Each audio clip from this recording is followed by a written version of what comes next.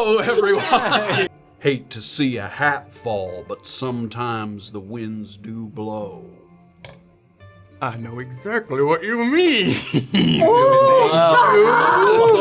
Have you come up with a grand plan to tell people why you want to look in the well? If anyone approaches, yes. Good morning! Cobb! And you're windmilling your arms, trying to keep yourself from balancing, and then... No! Oh, no!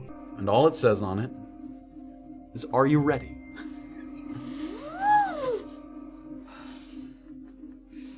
More than you know. I'm ready. Hello, everyone! Ooh, just under the wire. I guess. We like to keep things fresh. Tight and fresh. Tabletop Notch. Welcome back, everybody, to Tabletop Notch. Thank you for joining us here on Sunday, as always. Tonight is... Tonight the drinking starts early. Tonight's chapter 25 of Brunkhollow. Wow. We do not have Erica with us this week, who's Kayt is seeking the consultation and advice of the elder Mrs. Mori and her opinion on the statue that she's seen. An exciting sort of end to the last episode, a lot of revelations. Check out the Notch and Soda if you can, if you have access to it, where we talk about it a bunch. But the rest of the party, none the wiser. Nobody knows We yet. have no idea. Nobody knows. I hate that. Absolute dummies here. So, Total idiots. We're ignorant and we suck. Cool. So while Kayt is probing the depths of her mother's knowledge, her secretive knowledge back at the library of Say, while the rest of the party will be catching up, figuring out what they're going to do next. Got a couple of missions on hand. But before we dive back in, as always, we'll do the shorthanded version of the rundown. Yeah, let's go. Thank you for joining us here on Sunday on Twitch. We love all your comments and your bits and your subs.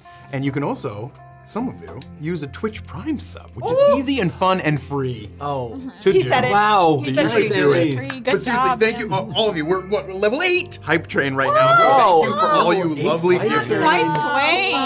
Yes, level. No, got it, it's done. It's done. Hate Fipe Train. I like the sound of that. I like that. Don't try that So ever. thank you. That is A like hate crime. yes, We don't like that. We don't like that. one of the best ways to consume us is right here, right now.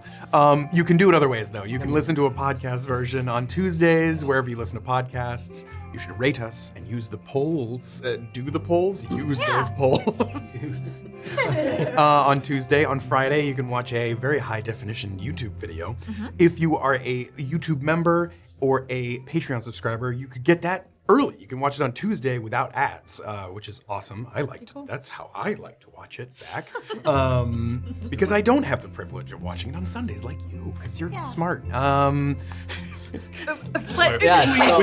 We don't have Erica to cut you off. I got it. Okay, so the other thing that you can do, if you absolutely can't get enough of us, is you can follow us on all social media platforms. Not Snapchat, but everything else we're there. Threads, X, Instagram. Facebook. TikTok, Facebook, Oh, yeah. onlyfeet.com.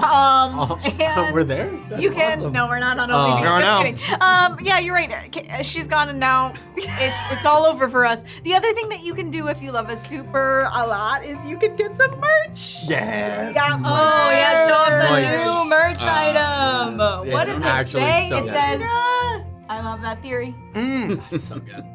We also Period. have period. We There is a also period. have things to drink out of. We have things from the first campaign. So get in there, get your merch. If you want the true coupling, you can get the cup and the hat. They both have I love that theory. That's and true. you go perfectly together. If that's your favorite Brunkhollow bit, you are covered. There's it. Another great thing that goes together is Tabletop Notch in Discord. If you go to discord.gg/tabletopnotch, you will find this lovely haven of everything awesome D&D if it's with Tabletop Notch. One awesome thing that happened this week was a Goblin generator that was put together by Mutant Chandler. Helljack. Baron Samedi and Helljack. A you guys- Brunkhollow, not Brunkhollow just goblins. Oh yeah, Brunkhollow Brunkhollow Goblin Generator. It was absolutely fantastic, amazing work, you guys. So fun. Seriously, like for 24 episodes, I've been joking, but join the Discord now so you can see that. I joined the Discord before. You were joking before? I was before, but if you did it, great. But this is the week you should really join. Do it. The Goblin Generator is adorable. I'm totally gonna use it, so get ready. Oh. That's freaking awesome. Real good ones.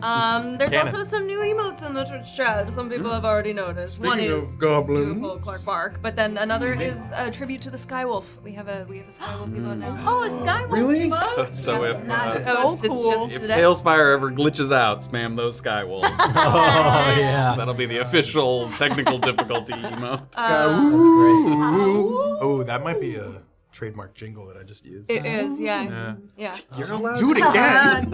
I just don't know what we're talking. I was trying to picture. Isn't it like there's a number of seconds or something? I don't think. Fair use. Yeah.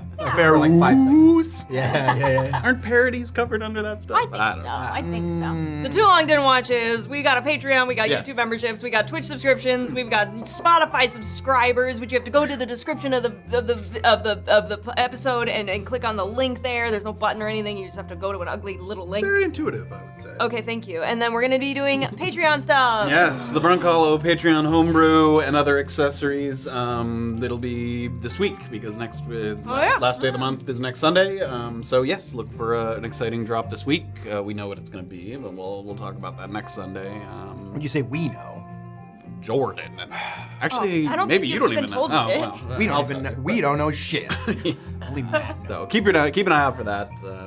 It's a fun one this month. The other thing I'll say is we did Notch and Soda last week. If you are a Twitch subscriber, at any point you can watch the VODs, Yeah, which that's is really a nice. change to have. So if somebody gifts you a sub or anything like that, you can go back and watch them. And so do that. Same with Patreon. Even if you are a member for 1 month, you can go all the way back to the Peek Beneath the Veil stuff and get those goodies. So get in there. Okay, folks are being super generous. It's going to take me forever to thank everybody, so I'm going to start Level now. 8 But also, Yes. we're going to be trying 20 to utilize a closed caption system on Twitch live stream. So if it's working, we're going to see how it works. It's probably going to be a thumbs down because it's fantasy and 6 people talking. But we'll see. We'll try it out. Who It's knows? tough. It's been a very popular request, and we're trying our best to accommodate. We know there's some great tools out there, but it's hard to manage when we have no technical Yeah. people behind the scenes. There's no so man it's just behind the us. curtain. It's just Jordan and Matt. So give them a break.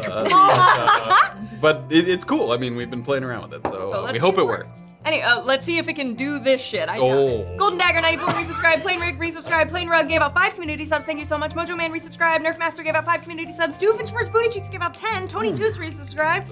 Eeks, you the best. Are you What? saying that to me? No, I was saying it to Doofenshmirtz because they just gifted a shell up. Got it. Nice McRoss did 300 bits. Wiz Renang 20 streak. Nice McRoss 3 stream streak. Wiz Renang gave out 5 community subs. Baron Smith. One of the creators of the Goblin thing.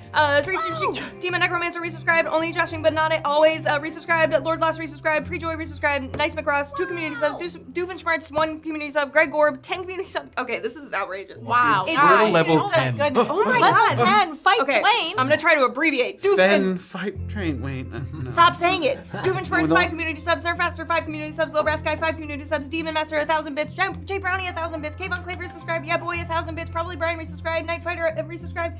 Merling Nerdish, resubscribed. Vaseline 20 community subs. Detective Women, Wow. resubscribed. Popsicle, resubscribed. Nerfmaster, 5 community subs. Kill Patio, almost done. 5 community subs. Dave the One, 10 community subs. Wiz Renning, 5 community subs. my And God. then Low Brass Guy, 10 community subs. Holy What smack the rolls. heck? Thank Wow. you guys so Thank you guys. Oh, guys. Incredible. Sir Hancock, 3 stream streak. Oh, nice. Master Dark 100 bits, GF Powers 200 bits. Thank you guys so much. Wow. Incredible, Guys. incredible support. Oh my Cheers, God. everybody. Wow, cheers. To the level 9 hype train. That's So it wasn't actually 10, but 9. I mean, Wow. It's pretty freaking That's amazing. pretty awesome. There probably is no level 10. It probably Yeah, we that maxed doesn't it. exist. yeah, We maxed it at 9. That's a solid number to. that's pretty good. Incredible. Thank you guys so much for the support. Without further ado, I think it's time to dive in. So we're going to throw it over to the recap, and then the intro, and then once again, we will return to the town of Brunkhollow to figure out where we are headed next. All right, everybody.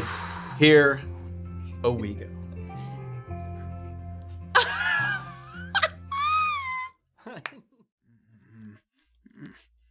Oh. Previously, on Chapter 24, This Just Jin, The party found their way back to Paramount, putting an end to this perplexing period of discovery, and they woke the following morning with renewed resolve to either hunt some goblin raiders or take a deep dive into an old well. Mr. Mars and the Tchaikovskys. Before that could be arranged, there were other duties on the docket, such as TC making nice with Istigh and Morna dropping off some trinkets to be identified. Most of the town's attention, however, had turned to the statue, which had been relocated just outside of town and was now accepting an audience for what they called demystification. The Ethos and the Ackermans. Among the onlookers were Kayt and her mother, who tagged along on the condition that afterward her daughter would return home to Saywall. Much to her surprise, Mrs. Mori actually had a moment of recognition, the headless sculpture harkening back to an old manuscript that spoke of 4 genies attempting to summon some gargantuan elementals. The sailors and their children, Deirdre and Anthony. Was it possible these ancient rituals somehow tied into the formation of the cusp? And more importantly, is Morna actually going to destroy those magic items? Stick around and find out on Chapter 25 of Brunkhollow. I'm still waiting! We know.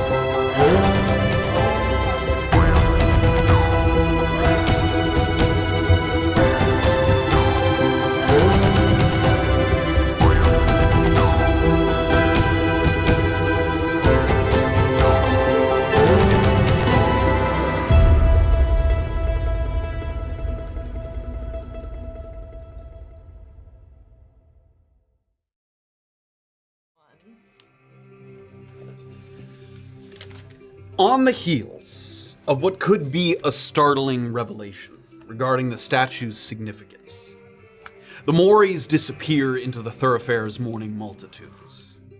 And whether they're finding a spot to dig deeper, bless you, to dig deeper into the elemental histories, or returning to their rooms to make arrangements for their departure remains to be seen.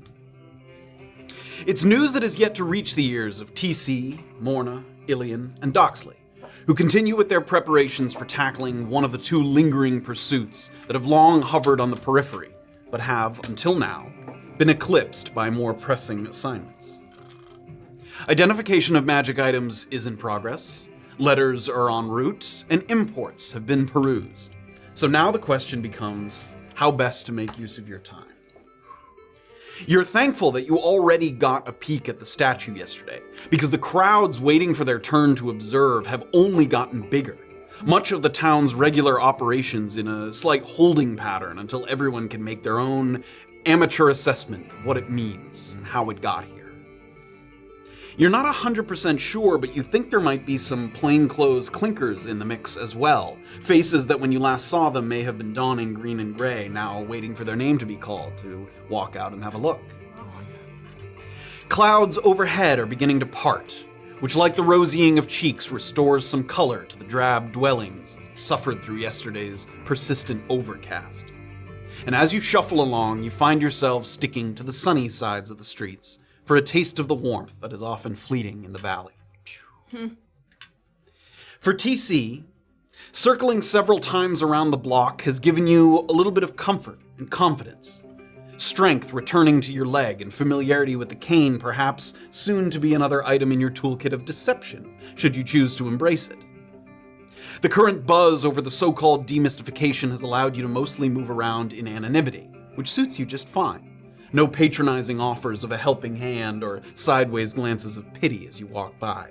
I'd like you to give me one more performance check as you continue to practice with the false use of the cane. I will say too that as I'm going around, I want to keep an eye out for. I've seen now when I went into Izzy's, you said that almost everybody a lot more people were working there with Istigh the last time I went in. Yeah, she had her two sort of right-hand men, the halfling and the sort of heavy-set man, that were inside with her, and then there were several others outside, like working at the stables, like loading stuff onto the wagons and things. I want to keep an eye out for any of those people, like to see if any of them are like tailing me.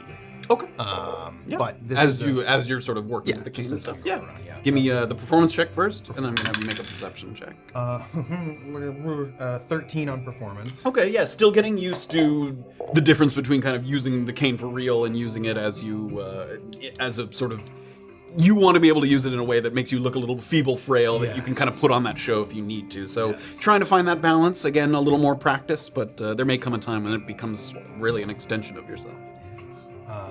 And then a perception. Natural 20. Whoa, let's go! Let's go. Starting off. At one point, you take a right kind of down the back side of the music box and Good as Gold, so not around kind of the front where the front entrances are. You're just moving through there because it's an area of town where there's a little less people maybe, where you can kind of practice walking. And at one point when you're just kind of moving through, you take a look over your shoulder and someone in the main part of the thoroughfare, kind of up near the Lucky Heathen, is leading a horse, so they have a little bit of sort of credible other activities that they're engaged in, that just sort of peeks out from behind the horse's head and just looks like they're just seeing where you might have headed off to, and sees that you were looking over your shoulder and then continues on. And you think you recognize that person from outside the stables at Narvos. Were they the one with the bloody fingered carriage? No, it was not that person. Yeah. Hey! That person seemed busy stuffing fingers back into the hair. They had a lot of fingers to deal with. So you're walking along this kind of backside of the music box where there's no music playing at the moment, but a place where if you walked by this at night, you'd be able to hear some of that music leaking out through the windows. And you see a pair of figures that are smoking cigarettes that are by the wooden outhouses. Behind the bar, there's a pair of wooden outhouses that they've provided for their patrons. So if somebody needs to take a leak, they head out back, and there's a little bit of a pit dug out there that you can use. There's a couple people there. They're kind of smoking cigarettes. It's nobody that you've spoken to, but people that you've seen around town. At this point, you guys have, been around that faces are recognizable to you that aren't necessarily people that you've intimately associated with or had dealings with. Maybe when you were having dinner at the Chop House, or maybe when you were waiting outside EOD at one point, some of those places where there's a large congregation of people. One of them is an elven man with a very thin kind of chin-strap beard. And the other is a muscly human woman with light brown skin, and her hair is up in like a messy ponytail. And as you're passing by them, the man takes a kind of big drag on the cigarette, blows out the smoke, and he turns to talk to the woman beside him, but he also is kind of like speaking a little louder than normal, I would say. I'll even kind of lump that in with your perception check, that you kind of pick up on that right away, that it's almost like he's speaking, maybe it could be kind of musing to himself, but also at a volume louder than necessary for the woman next to him to hear. They're kind of down an alley, and I'm You're at the mouth kind of the of alley. If you here. I pick up my crossbow. I have a map just to show you. Like if I bring up the little map here, let me bring up Brunkhollow. Yeah. So you're walking along here, the back side of the music box in Good as Gold. I can't see that. Correct. Can you see that? Yeah. Oh, yes. The backside there. And so they're like right here, kind of behind this building, and you're walking along here. So they're on your right, and you're passing by them, off to your right a little bit. I'll if there's an opportunity, kind of after I get by them, just I'm using my cane here. Maybe I'll, once I get a few steps by them, take an opportunity to kind of like I've got to rest myself and like lean up against something and just up a little bit. And stay there. Give me a stealth check. You kind of just try and disappear into the crowd and the 21. As you sort of take a moment there, almost as if to rest, sort of even exaggerating sort of the falling and rising of your chest, as if, walking on the cane takes a little bit of extra. Oh my! -5 to your stomach. Blows out smoke once again, talking out. You know what I hate? When you find a joint that advertises spice, but it turns out the food's quite bland indeed. And then the woman speaks. I couldn't agree more.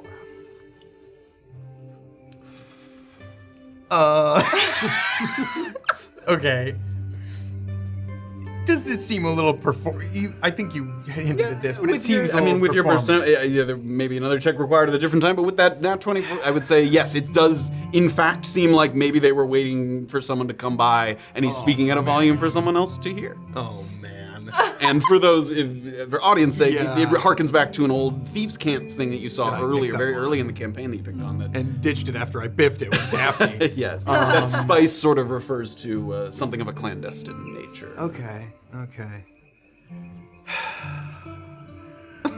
It's too bold. How close? I mean, they're just across the thoroughfare. There's some people kind of passing back and forth in front of the view. But the two of them are, one of the man's leaning up against one of the outhouses, and the woman's just kind of shuffling back and forth a little bit. Blue cigarettes or just regular cigarettes? Just regular Just regular. Okay. I'll kind of make my way back in that kind of direction. Head that way. A little more talking transpires between the two of them. Hells, if there's someone out there who can actually provide the spice I crave, I'd be all over that. You just point me in the right direction. If I hear of someone, I'll be sure to let you know.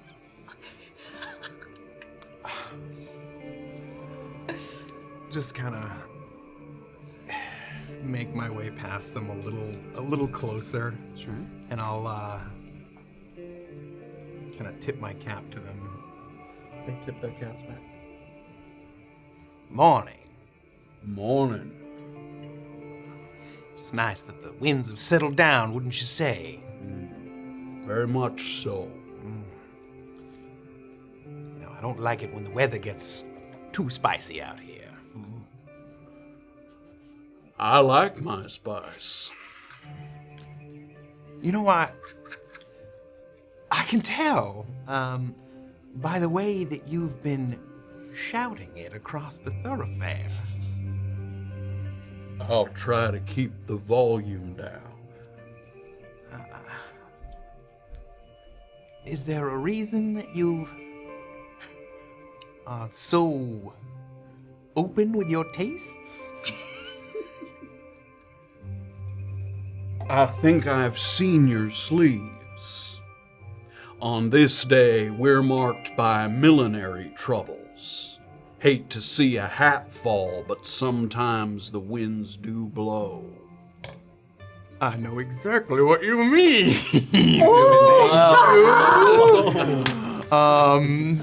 TC takes a few blinks. A couple more drags. The whole conversation kind of happens in slow motion, so as not to kind of draw any attention, just a quiet aside back and forth.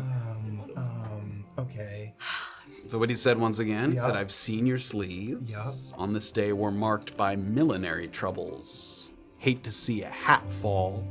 Sometimes the winds do blow.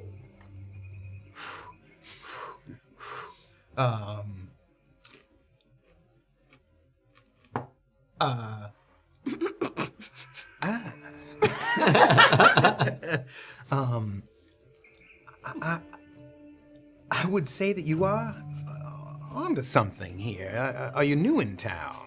No, not new. But the local menu wasn't to your tastes. Not exactly. And give me a one more perception check now that you're much closer to them. Kind of have your conversation back and forth. Natural 20. Anthony. On Did you fire.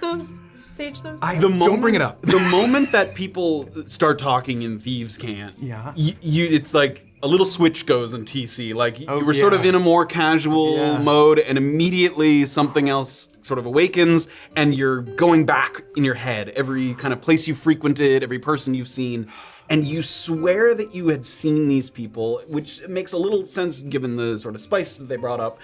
You thought you saw these people smoking cigarettes outside of the Merc Hall that time you went to visit it at night. Okay. Not inside where you spoke with Yeah. Daphne, but like smoking outside, just having a cigarette, kind of loosely by the river outside of the Merc Hall. Yeah. That's where you kind of saw these people. Yeah. There's a bartender that needs a bit of chest ink, but it may require a light touch. If you're alone, we could knock down a tree or two. This is so hot. There's a bartender who needs some chest ink.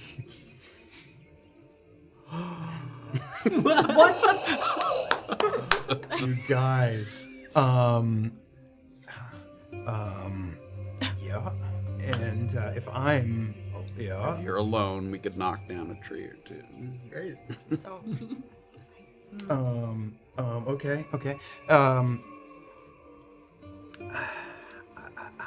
would say, while I do find myself quite alone, is time of the essence with this pourer of ales.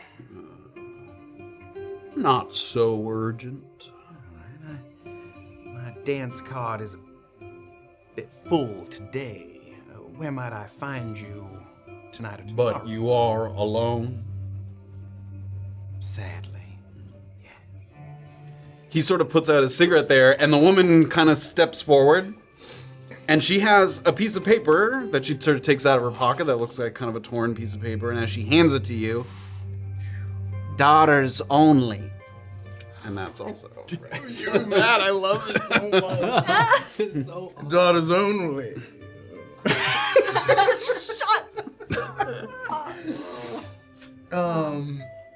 Okay. Yeah. Delightful. So pleased to meet your acquaintance. How might I address you? I'm Arlo. This is Wendy. Arlo and Wendy? TC. Nice to meet you.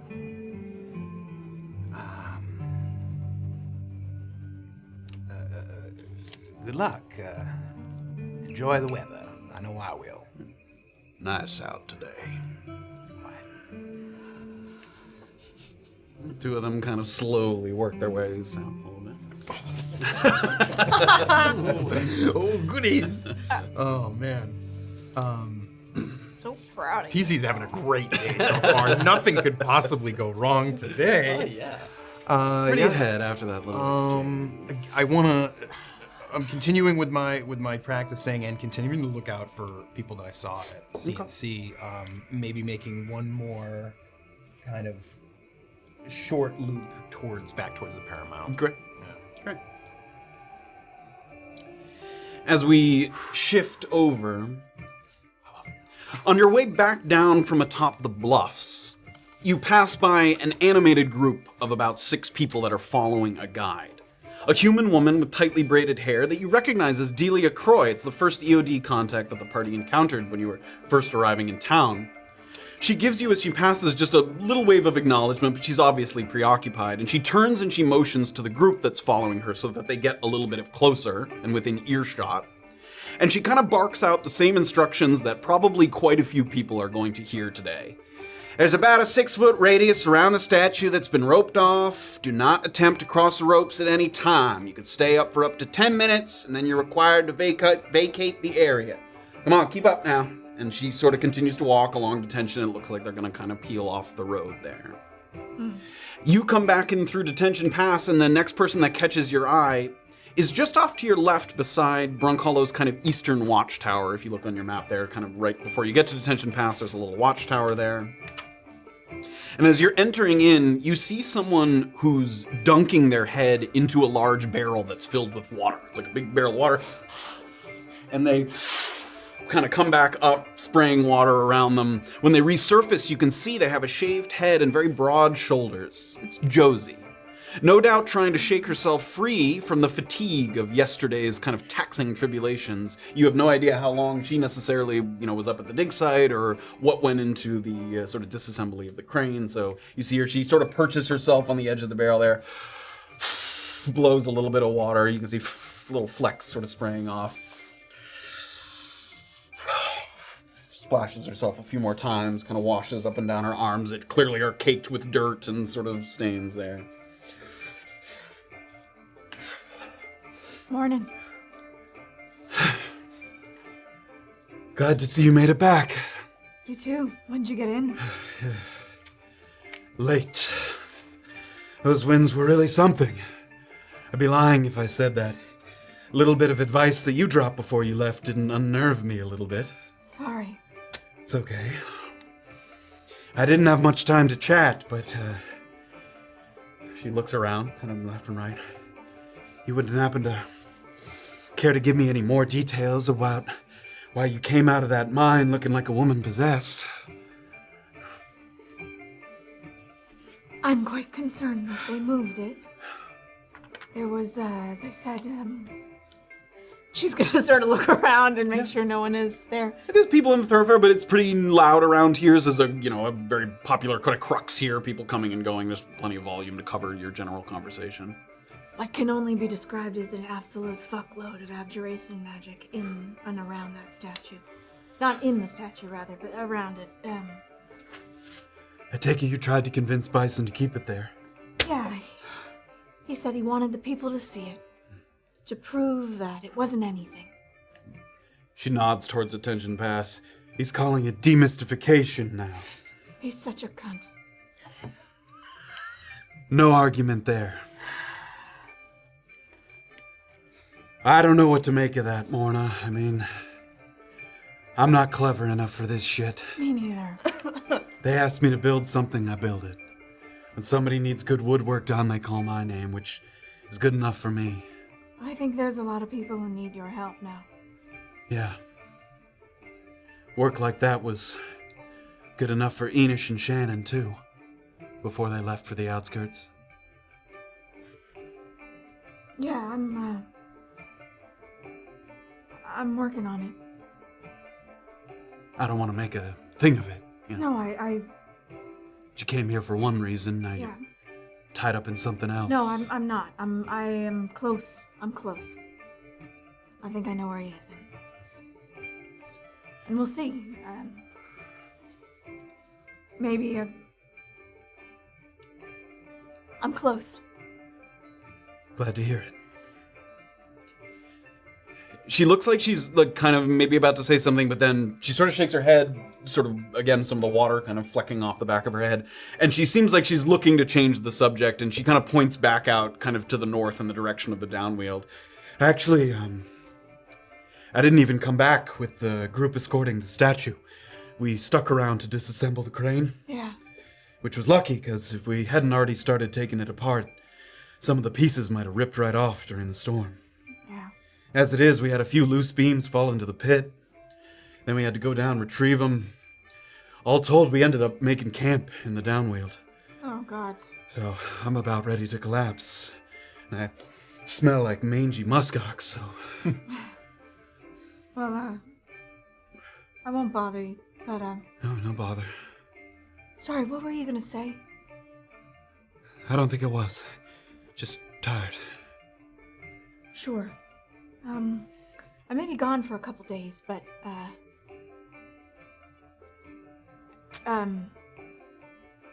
thanks. Anyway. You alright? Yeah. Like I said, I'm getting close, so. Just a couple days, then. We'll see, yeah.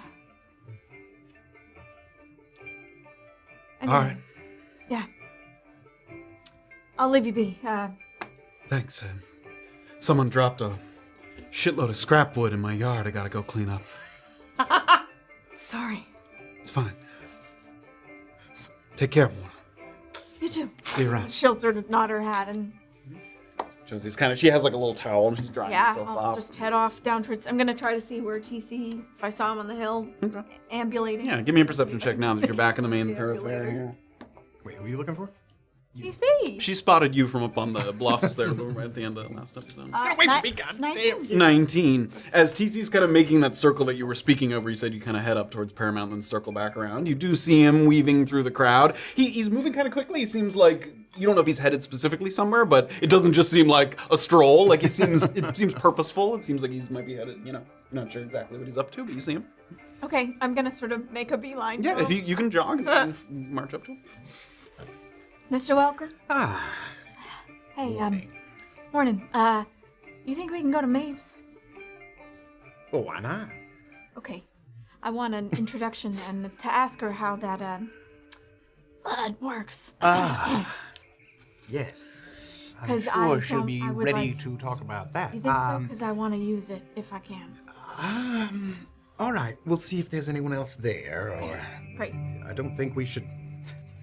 Yeah, sure, but I'm anxious. I got shit to do. All right. All right. Maybe let me. Okay. Come on. Start to head down in the direction of Maine. We're going to pivot over to Paramount for a moment here. Shit to do. Jeez. And as we head over to Paramount, you step into the rather unusually congested lobby of Paramount. There's a distinct lack of your companion's presence. You sort of try to move through the crowd a little bit, look into the kitchen, you don't see anybody there yet.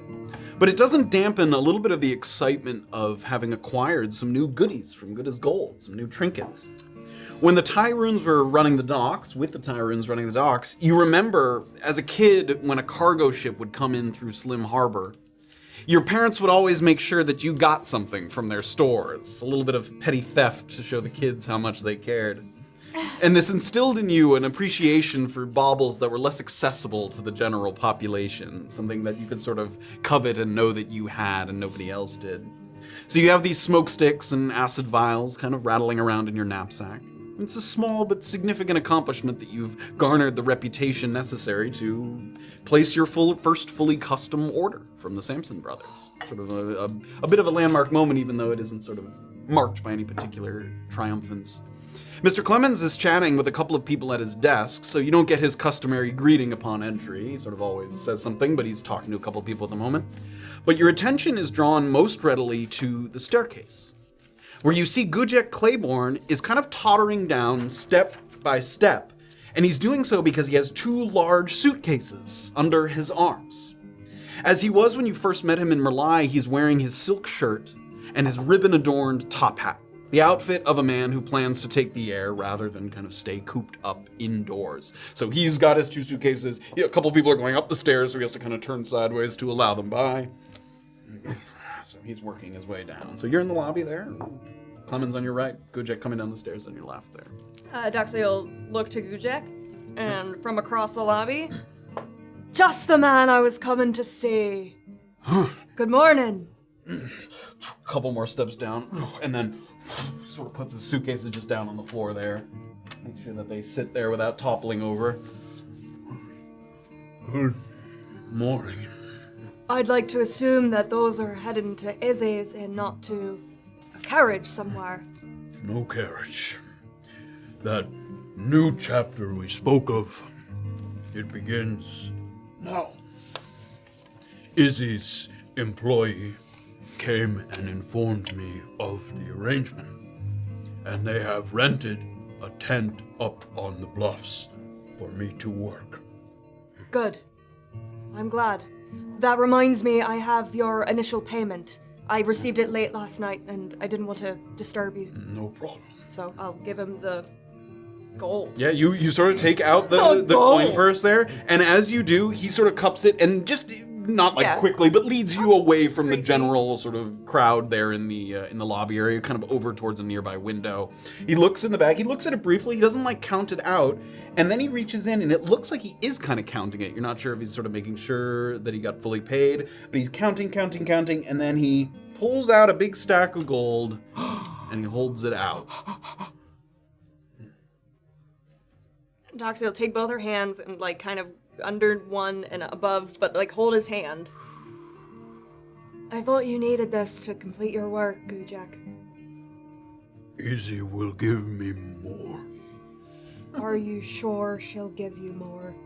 You must take it. You must. This is a new chapter, so consider this your advance, that you might continue to help me write my story here. Accepted, Gujak. It's 150 gold that he handed. Illien, it's your own fault, bro. Nobody spent that money for you. I just think that's very cool. That's a cool amount of money.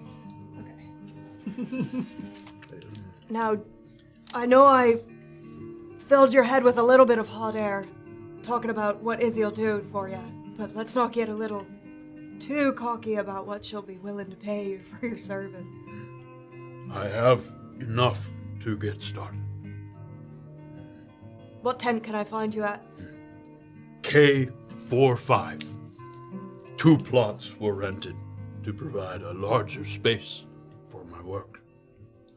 It's in the back left corner. Good for privacy. Nice view of the river below. Sounds like a lovely place to start, Gujak. Come and see it anytime. I will. Thank you. I'm not moving out here completely just yet. I am told sturdier accommodations will come soon, and until then, I will keep my room here and work there during the day. Excellent. Izzy said she provides security to keep watch at night. That's who I'd go to for it. Good. I'm giving much thought to who should join me here. Zaramash, for sure. Lugar, maybe Dravok. Muglis you would like. She's tough, but calm. Level-headed. Sounds like my kind of girl. I will wait to see how many Izzy says I can bring. Hope we get a good number. He sort of looks over towards the door, and someone's kind of hovering at the entrance, and you don't know this, but it actually is the same person that TC sort of saw peeking at him down there. And he looks like he's standing at the door, and he kind of motions outside where there's a horse that has a little cart that it's pulling. And Gujek, that's mine. Yes, I see. I'm keeping you from your duties. No, never. May I help you carry this to your cart, sir? Please. He picks up one. Grab the other. Grab the Follow other behind. one. The two of you. The guy. It's not Wade or Micah? Micah. Yes, it's just one of the other people that works at the stables there. He gives you a little tip of the hat. Morning. Morning. And Gujek sort of puts it at the back of the wagon there. Good to go. Have an excellent day, Gujak. You too. Cheers. This way. He points, and the guy sort of leads the horse, and the wagon gets pulled behind it there. So you're kind of on the porch there watching them go. Wonder if it's late enough in the day for a drink. And I'm gonna go into the kitchen. Sure. It's tough to find a seat in the kitchen right now. There's so many people kind of Cults. waiting for their names. Get out of the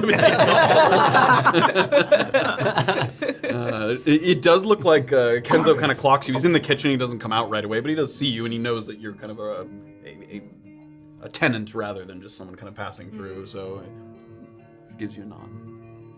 I'm gonna give him like a little shooter kind of gesture.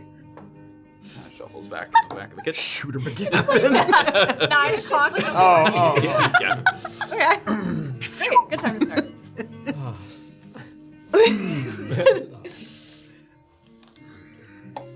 As we head back out into the thoroughfare for a moment.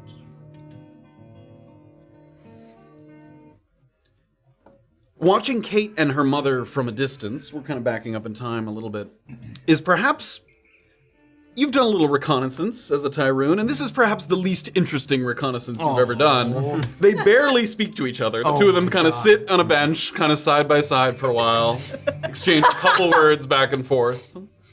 And then They don't talk to anyone else in the vicinity, and a little bit later, it seems like their names are called. You see Bruno kind of stand up on a crate. He reads off of a list, sort of shouts out in the crowd, and it seems like a few people kind of congregate together. One person and another person. Kayt and her mom both stand up, and this little group kind of comes together, and they head over to a little escort that seems to be assigned to them by EOD. After a little bit of explanatory dialogue by the guide, he seems to kind of have them all huddled together. You see him sort of giving a little bit of the lay of the land. They break off from the crowd, and they move at a kind of deliberate pace toward Detention Pass. At this point, you either have the option to continue your pursuit from a little bit of a distance, or to turn and see other business about town. You know that whatever else happens, it's ultimately in Kayt's hands at this point.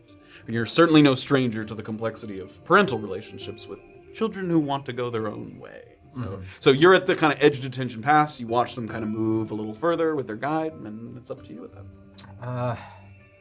No, I'll let them go. I just wanted to watch, as I was watching them, just more for like, would Kayt shudder when her mom rarely talked to her? What did it feel like they were both full of tension? What, like, just those kind of little things? Give me a perception check. Follow them. Oh. Nothing more than you already picked up when you had a sort of conversation between the three of them. It did seem a little tense, a little awkward. It didn't seem hostile or combative, just like, you know, it's very obvious that her mom doesn't want to be here. Her body language is not subtle. She's very uncomfortable. But Kayt, you know, doing her best to kind of guide her mother, and also you get, as you did when you were talking with Kayt seems very focused. She seems like she's bringing her mother for a reason, and that she's very focused on that task. So, not warm relations between them, but that's more or less what you pick up on. Okay.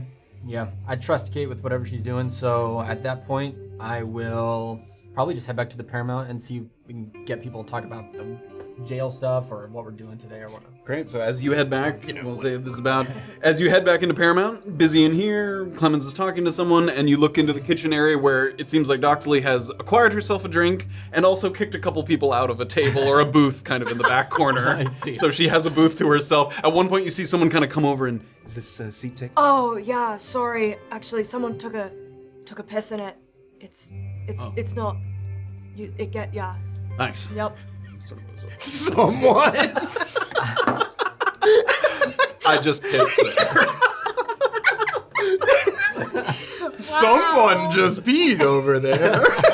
So you see Doxley, a booth to herself in the back. All right, I'll walk up. As you start to head in the direction of that booth, there's someone pissed there. That woman just pissed right there. I'm sorry. Hey, Doc.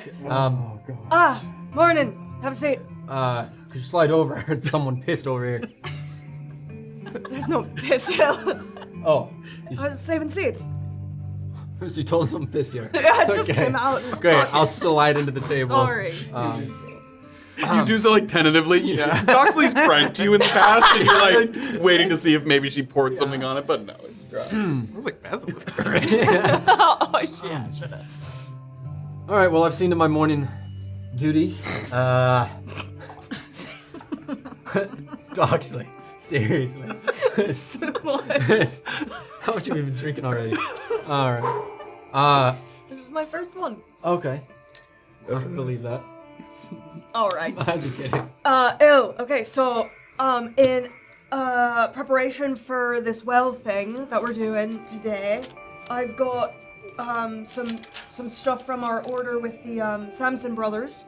Okay, before you get too far off, we might need to talk to TC and, just the rest of the party, actually. Oh, why? What have they done?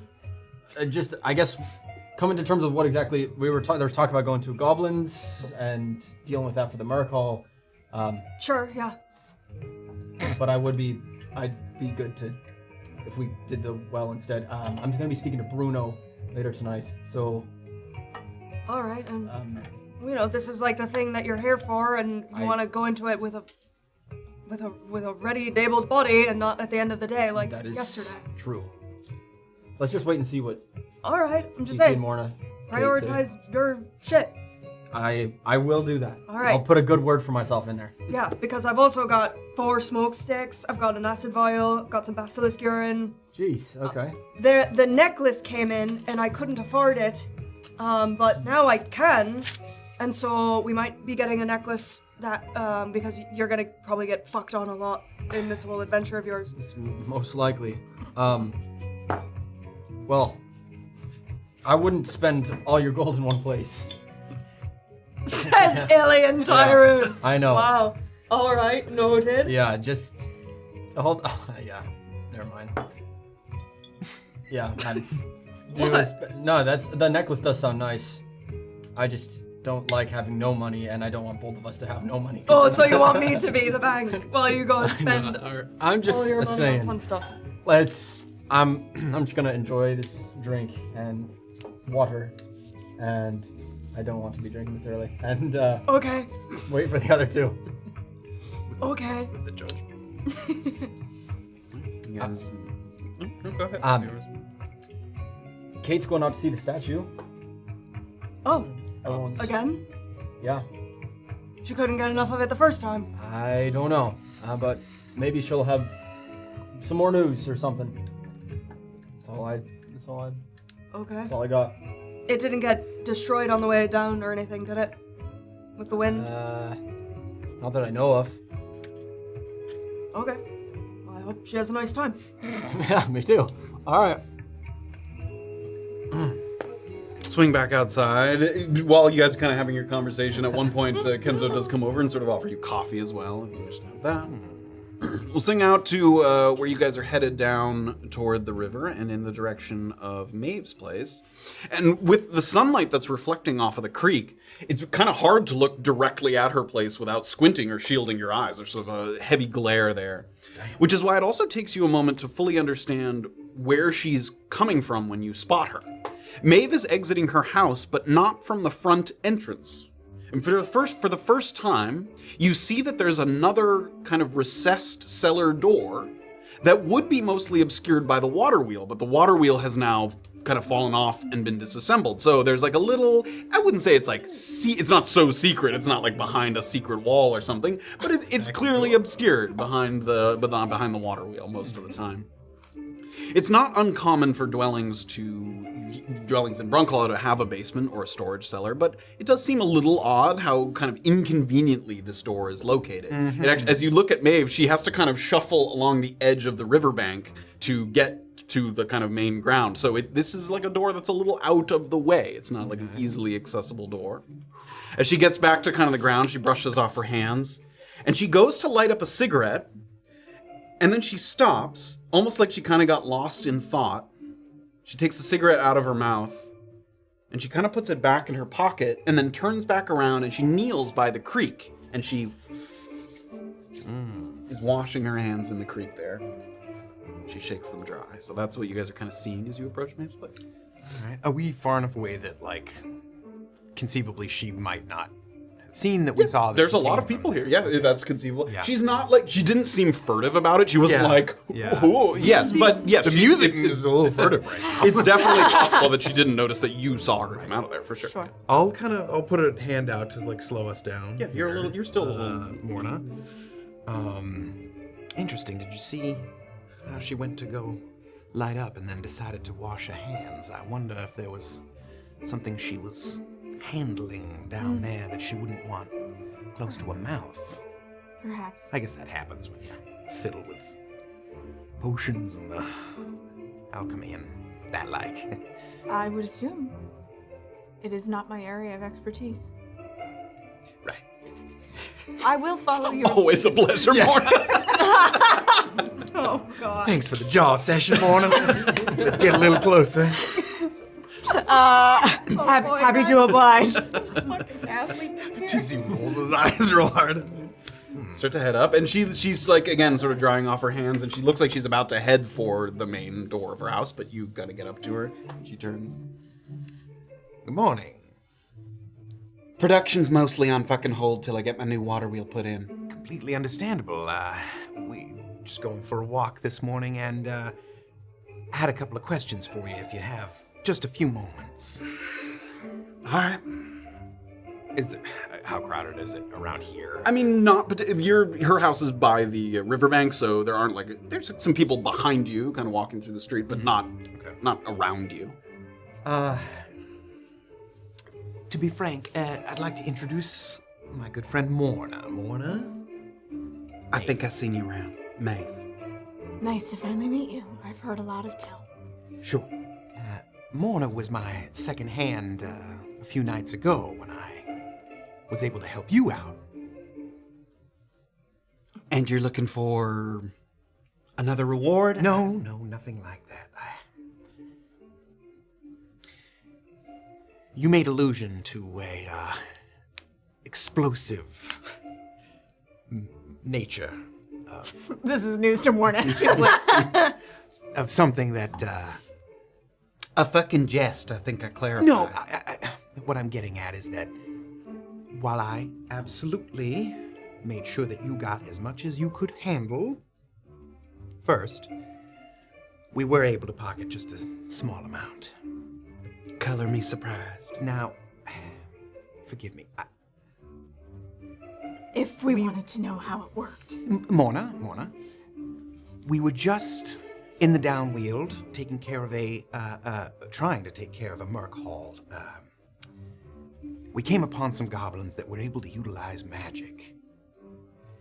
And we were just wondering, is this something in its raw form that could help protect us were we to try to take them on again? What do you want to know about it? It does exactly like I fucking said. Neutralizes certain magical effects, staves off unwanted bullshit if you cross the wrong kind of creature.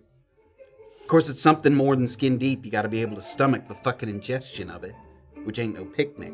Tastes like drinking fucking mercury. But it is as simple as guzzling it down. Or rubbing it on your skin, yeah. Would it, if we were to give it to a goblin that had the magic, would it neutralize the magic from the inside? I guess I never tried it for that. I suppose it could. This is more defensive, preventative than... As far as I've seen it used, yeah. You It wouldn't... doesn't mean it won't, but I couldn't say for certain. And how long would the effects be? Do you have any idea? Depends how much you fucking drink. She sort of explains the usage of... oh! One for each of you, some deep gnome blood. I think we both have just like a vial. Yes, Yeah. you can drink this vial of blood to gain advantage on all intelligence, wisdom, and charisma saving throws against magic for 1 minute. Okay. Any sort of mental magic for 1 minute. Hey, that's useful. For the duration, that's 10 rounds in combat. Yeah. For the duration, you must make a Constitution saving throw at the end of each of your turns because it sort of sits in your stomach. On a failure, you have to use your reaction to vomit or take poison damage. So you can choose to not vomit, but you take poison damage if you choose not to. Does vomiting end it? The DC of the saving throw starts at 13 and is reduced by 3 each time you succeed. So as you sort of power through the indigestion, it gets easier. After 3 successes, your stomach settles and you no longer have to make the saving throws. It doesn't negate the advantage You if still you get it, vomit, yeah. yes. So All there right. you go, some deep gnome blood. Which, if we were truly thinking about using this against that particular goblin, it actually wouldn't do anything because that was more... we weren't making saves for that, I don't think, were we? It depends on the kind of magic. Yeah. Is the answer. Yeah. Yes, it's specifically deep gnomes are specifically resistant to like mental magics mostly. So that's So it wouldn't do shit for Morna. No. that's a Constitution saving throw. So it wouldn't. Oh, No. And it's for 1 minute. no. Darn. Okay. Well, that is excellent news. I didn't know if it needed to be refined or put into pill form or something like that. I'm sure there's people who can fucking refine it, but I ain't one of them. I just drink it when I have a mishap. Oh, be careful. Okay. Was there anything else? No, it was a pleasure. Nice to meet you. She's gonna. I wish I could have been of more help after the winds. Oh. She is charming. I can see what everyone is all the fuss is about. She's one of my closest friends here in town. Wow, that is great. We have quite a rapport. Yes, as you see. I can see that. Shall we go and find the others and see what adventures we will get up to? We shall. Heading back in the direction of Paramount. You do indeed. You return to find, once again, the Tyrun sitting in a booth there by the back in the kitchen. Crowded lobby. While you guys are kind of standing there looking, you hear someone kind of come up behind you and sort of, Williamson, and a couple other names. A couple people kind of get up, and another little group forms, and it seems like another guide is taking people out to see the statue. So this is an ongoing, constant event throughout the day here. I wonder if they're charging tickets. Can make quite a killing. Apparently it is demystification. I think Bison wants everyone to see that there is nothing to be fussed over. How high-minded of him. I guess. I wonder if it's working. I don't know. I'll wander back to that booth. You do? Good morning. Good morning. Do we know where Ms. Mori is? Saw her off heading toward the statue. That's all I know. She already saw the statue. Yes, I don't know what her plans were with it, but, yeah. I would have thought that after what we all been through, she would have wanted to stay away from it. But Perhaps she thought of something new. She is a curious creature. So, what are we doing first today, friends? My vote is for going down the well. Wasn't sure how your days are. I would also vote for the well. I have some meetings later in the day, and I don't know how long we'll be out in the Weald, so... Some meetings. Yeah. And some business partners and some... You know, I've been a some busy dates bee in the town. early mornings. I can tell. Yeah. I'm just happy for you. Thanks, TC.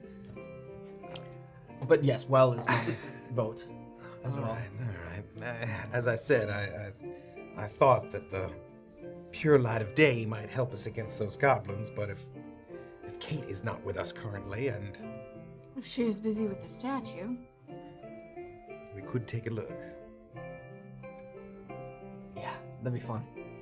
Fun. Yeah, once again, I think we'll have to be maybe not stealthy about it, but Maybe curtail your enthusiasm and just have a bit more can I not be care. excited It's for... Yes. pointless, TC. All right, I see. I will be careful. Please. Excitedly careful. If that's a thing. Excitedly careful. All right. Just in case being careful isn't enough, I went to the place with the brothers and the people who sell stuff. We ordered things. They had the imports ready, so I've gotten some of them. You bought them. I bought a couple things. They had a shelf full of stuff, but I only bought a little bit of it. What is happening to your But body? you can. I bought a couple smoke sticks, and then an acid vial, and I might be going back again just to get some healing potions. I wanted to see what people wanted to do and what we had before doing the spider thing. Were the night goggles in yet?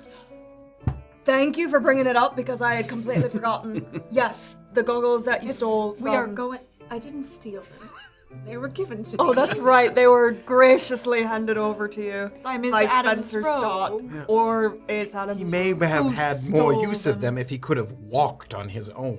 Anyways, they're there, they're ready, and they named a price to sell for the cost of 25 gold for the goggles. Well, if we are going underground, that should be. I think we should stop by and grab them on the way. Great. There was also that necklace. Yeah, but I was gonna get it for Illien, so.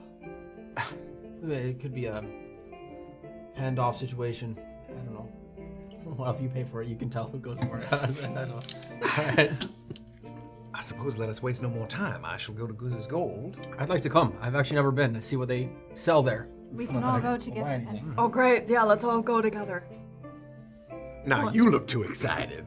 No, I just want to see how he does with them because they're such oddballs. Oh, they are. Yes. Great. Oh, and I got some urine to scare off any spiders potentially. Okay. Very good thinking. Yeah. Nice. All right, shall we? Wish Here I. we go. All right. So finish up beverages. As we Rise. Yep. go by. No, I'll do it later. We'll do it later.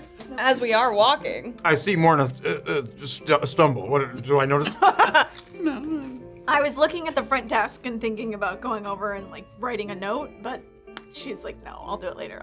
It does seem like Mr. Clemens is a little busy at the moment, just because so many people are coming in and out of his place, unusually so at this time. If I glance over to where Mr. Warren put the 4 gold for each of them, is the 4 gold still there? They are, yes. It seems like Mr. Warren possibly in his... They're both the stacks are a little shorter. The gold does seem to still be there. Okay, It doesn't okay. seem to be diminished, but it's still there. As we're walking to Good as Gold to Morna, Sure. so you've had our magic items, and I wouldn't mind if you taught me at least how to use the bracer, since I was the one that went down into the mine to get it. Yes. So can you like teach me how to use it so I can use it the way you did? Perhaps I have given it off to that gnome who can identify it. He said it wouldn't be ready to the end of the day. Oh, all right. And you have so many magic items already, Miss Tyrun. Do I? Yes. That's How many funny. more do you need? I will take all the magic items I can get, Morna. Some of us like magic and use it when we have it. Why are you identifying the bracer if you already know how to use it? In case there are things I do not know about it. It is a powerful piece. Yeah, it seems so. Same with the ring is up there. Yes, they are both up there. All right. All right. Thank you for doing that. Welcome. It was 50 gold an item. Oh, Can we contribute to that for you? Sure, I have no need of them. So if someone wants them, then they can pay me back for identifying them. Oh. It's fine. All right. She's gonna. We can talk about it later, sure. Well, they are not ready yet, not till the end of the day. Right. It's a short little walk over to Good as Gold. And in a rare kind of out of the storefront sighting, when you get to Good as Gold, Bailey and Dustin are down from their posts, and they look like they're ferrying crates inside from a very tightly packed supply wagon that looks like it just kind of came in from beyond the cusp. You see a welcome replenishment of a variety of goods, including blankets, candles, lanterns, rope, shovels, and more. A lot of things that were quickly sold yesterday during the storm and some of the ensuing damage. As you sort of approach, you see Bailey kind of turn over. Perfect timing if you're looking to resupply. 2 wagons just came in from Culverson. We haven't fully unpacked, but feel free to let me know if I can help you find something. Anything new and exciting? He sort of looks over in Doxley's direction briefly. As Ms. Tyrun may have told you, your specialty imports have come in. Yeah. I meant general items to the whole public new. Oh, is there something I can help you find? Well, no, nothing in particular. I was wondering if there were new items free to all, open to all. Are there new items that you are looking for? No. Because we can speak to Samson and Samson Imports. This actually, he motions to the wagon. This is actually the imports part of Samson and Samson Imports, by the way. I think I mentioned Mr. Jeff when I was first explaining to you the transition from Samson and Samson Imports to Good as Gold. I believe you did. And we are now Good as Gold while they remained Samson and Samson Imports. I'll just have a look around. Perhaps for clarity, they should consider changing the name to Jeff and Amelia Imports. What do you think, Jeff? He sort of looks over. I don't care. Are you almost done? Because I gotta make a quick turnaround. Yes, of course. One more moment. He sort of picks up another crate. do you need a hand with it? Oh, yes. Unloading? He sort of shifts the crate over to one arm. Bailey Sampson. Illien Tyrun. Another Tyrun. Yeah, her brother. A relation, I assume. Yeah, her brother. Welcome to Brunkhollow. Thank you very much. I put the crate down inside. So, what is it I can help you locate? I was told you repaired those goggles for us. Yes, of course. I spoke to Miss Tyrun about that as well. Bison said, I don't fucking care, so they're now in our possession. We gave them a little tinker. They were mostly fine. One of the lenses was cracked. 25 gold for a little bit of the handling and repair. Okay. 12.5 each if we plan to share. Sure. Yes. Well, I'll Thank you very much.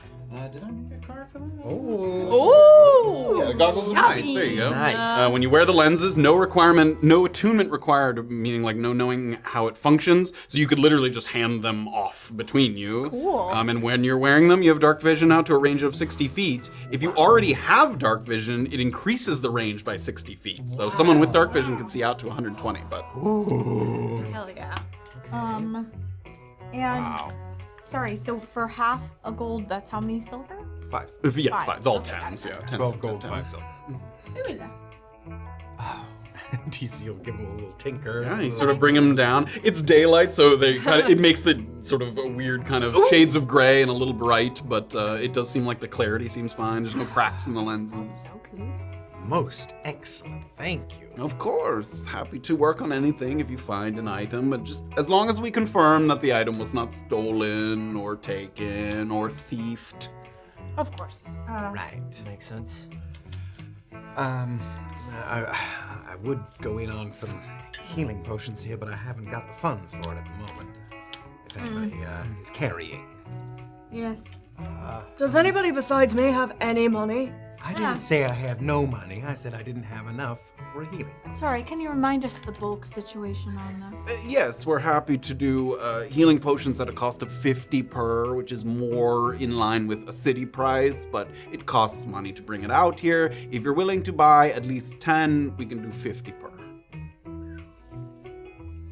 I don't think we have I cannot 500 partake. between each of us, maybe. Don't presume to know your wallets. Morna looks at Doxley. What? Should I give you a moment to discuss your finances? No, it's all right. I'd be happy to put an IOU on anyone here, but It's all right. We'll talk to Ms. Mori. all right.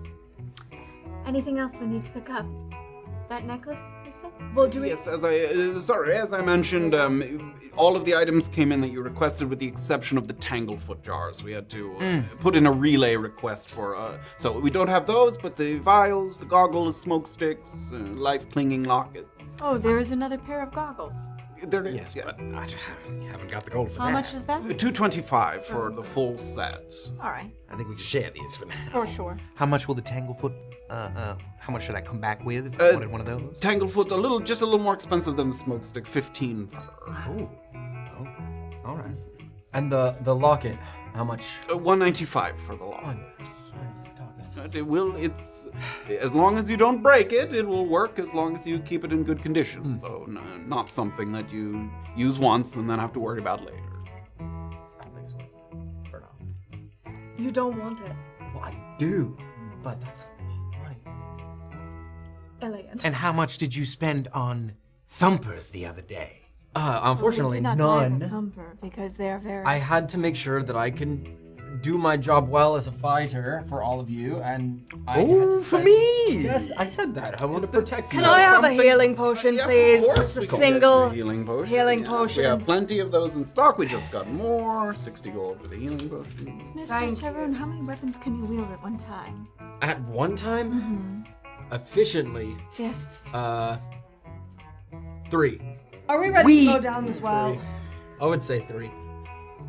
If I was less than efficient, 4. Thank you for your business, sir. Of We course. shall return. Toot sweet. I do. I'd like to go by the smithy sometimes and take a look at the thumpers. They are Quite magnificent. They are exquisite. They really are.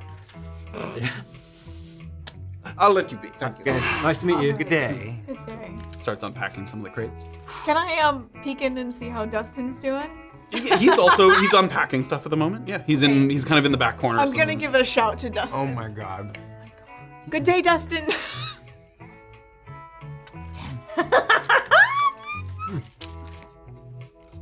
You're gonna have to catch him outside if you want to. I think so. This is a fantastic place. Well, All right, shall we look for Kayt one last time and then go to the wells?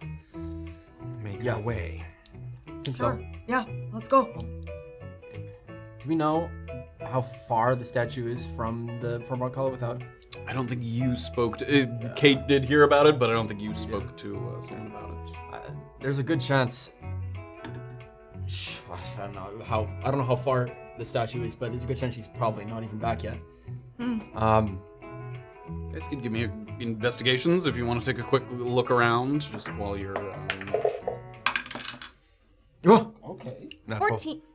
Go ahead. 14. You got another one? You wanted a 1-up. Oh, you wanted to down me. It's a natural 1. I see. 14. TC's like, yeah, we should look for her. Mine's an 8. 8. 14. 14. Okay. You don't want to spend too much time, but you take a casual little exploration of the thoroughfare, just looking through the main portions of it, looking up and down the streets, outside spots that you know that she frequents, like Maeve's or the Merc Hall. Just take a peek there. It doesn't yield anything. You don't have any Mori sightings. After that, you just expand your search a little bit, take quick peeks down just Detention Pass without going down Detention Pass, take a look up along the bluffs without going up to the bluffs, down by the river. You don't see any Kayt. You don't see any Mrs. Mori. Finally, while you're wandering past EOD, you catch the eye of a bone-weary Bruno who's kind of leaning up against the inside of a wagon bed. You kind of saw him in this same posture that has only sunken further. And you see his feet dangling out the back, and something about the look on his face as you make eye contact gives you the impression that he maybe has seen your missing companion more recently than you have. Like, he sees all of you and almost like raises an eyebrow as if to like see if Kayt's with you. Like, you just kind of, that's what you kind of glean as you walk by him there. So you see that. It's not much to go on. It's just kind of a little gut instinct as you pass by, but... Sure, I'll go to him. You start to walk up. You have to kind of move through the crowd that's sort of formed here around EOD. Bruno.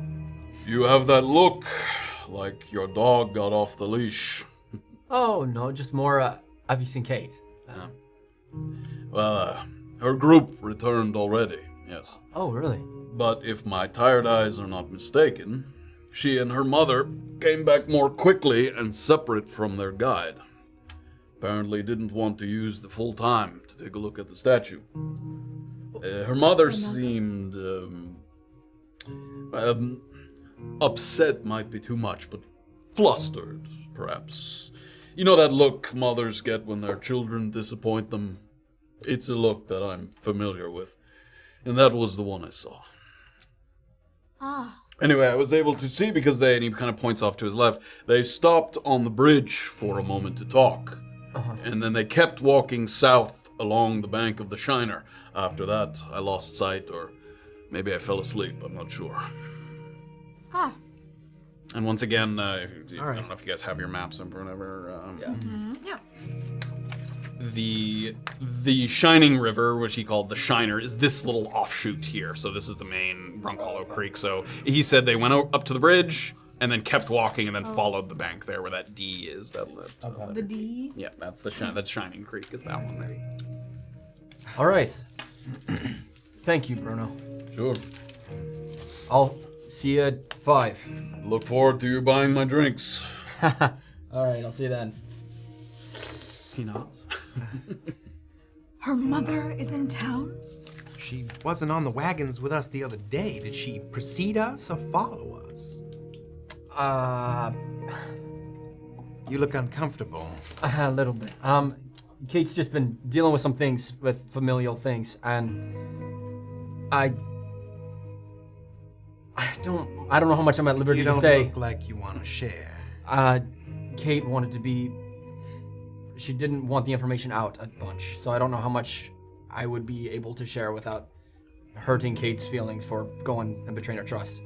Now I know why she looked so upset last night, I guess. Worried, maybe. Perhaps. I, for one, would relish giving a tour to my mother of the city. Would you not? I would relish to see my mother, but no, not to have her here. It is not really a town for mothers, do you think? Everyone has different familial bonds and families. Perhaps we should. I don't know. Yes, let's go. Go? To the gnome tent. Oh, I thought you were No. saying after Kayt and her mother. No. I feel that would be Is that what inappropriate. you wanted to do? There was a thought about it. No. But I think that'd be inappropriate, Yes. probably. Okay. Let's go. Yeah, Okay. unless her mom is really good at killing spiders, I don't really care. So, Yeah. Let's go. All right. okay. Cool. All right. that bit of knowledge, sort of head up to the northeast in the direction of Detention Pass. Walking along the bluffs once you get up there, it once felt very removed from the main stretch of town, and now it's shed a little bit of its mystery. You've met Shelby, you've met Autry, you've met Oslo, soon Gujek Claiborne's gonna be up here. There's familiar faces to look for, so it feels a little more like an extension of Brunkhollow rather than this kind of separate entity that you didn't know anything about. Further uniting these communities is the fact that the gnomes are certainly not immune to a certain curiosity about the statue, and because of that, the area in and around the tents has less foot traffic than you've ever seen before when you visited. It's very quaint and very quiet. It seems like if you look down the thoroughfare, and as you saw when you were at the Paramount, lots of gnomes are also waiting to check out the statue and sort of get their impressions of it. So it's quite sparse here, just a couple of people moving back around, milling about. Shorter figures mostly, gnomes here and there. And among them is Mr. Godwin, for those of you who have spoken with him. He's kind of looking up and down the rows of tents. He's got his pipe kind of dangling out of his mouth. And he's looking up and down the tents, and he just has this look about him like he's a man lost without his neighbors to kind of chirp at. Like, normally every time you see him, he's chatting with everyone, so with nobody here, he's just kind of lonely, kind of lost, just kind of looks about. I guess no one's coming. He's in the general vicinity of the well. A couple times that you've come here, he was sitting on the edge of it. He's no longer perched there. But the well, now that no one's sitting there, is looking even more forgotten and defunct than usual. You see vines and grass that are kind of growing up along the base, almost like it's doing its best to pretend that it never existed. Approaching it now with a little greater intention than just kind of giving it a quick glance, a quick once-over, you see how frayed and brittle the rope is, and how neglected the pulley is. And the thought crosses your mind that any attempt to descend into the well might require some of your own equipment. Right. You see some broken chairs and torn pieces of canvas from the storm damage that have also been clumped into a pile nearby, at some point likely to be recycled or carted away, but for now simply emphasizing how little the gnomes care about this structure. It's just another piece of junk that's too cumbersome to bother breaking down. So the well, just so you are picturing how, you might be looking into it or how to use it, it's extremely like a basic well. It has a little sort of wooden rooftop, and there's a little kind of pulley wheel system, but both the wheel looks very rusted, the rope looks very torn and frayed, and then, the actual well is decently sized. You could easily, it's not like a squeeze to fit inside the well or look down it. So that's all right. Have you come up with a grand plan to tell people why you want to look in the well? If anyone approaches, yes. Good morning! Cobb! And he seems very excited to have someone to talk to. He sort of marches right up. Fine one it is. Yeah. Anything I can help you find? No, actually, we were here to take a look at this well. Before I told you I was maybe interested in purchasing the land around this and whatnot.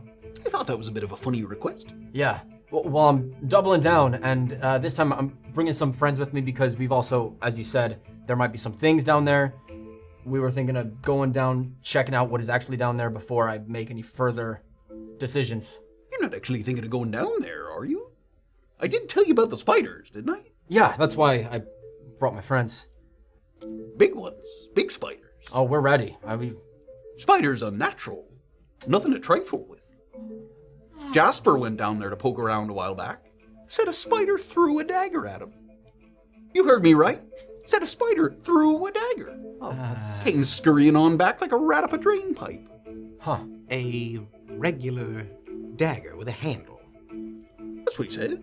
It wasn't just a sharp Like a spine or something? spine or spindle or pincer. I suppose. He didn't bring it back up with him. He did not.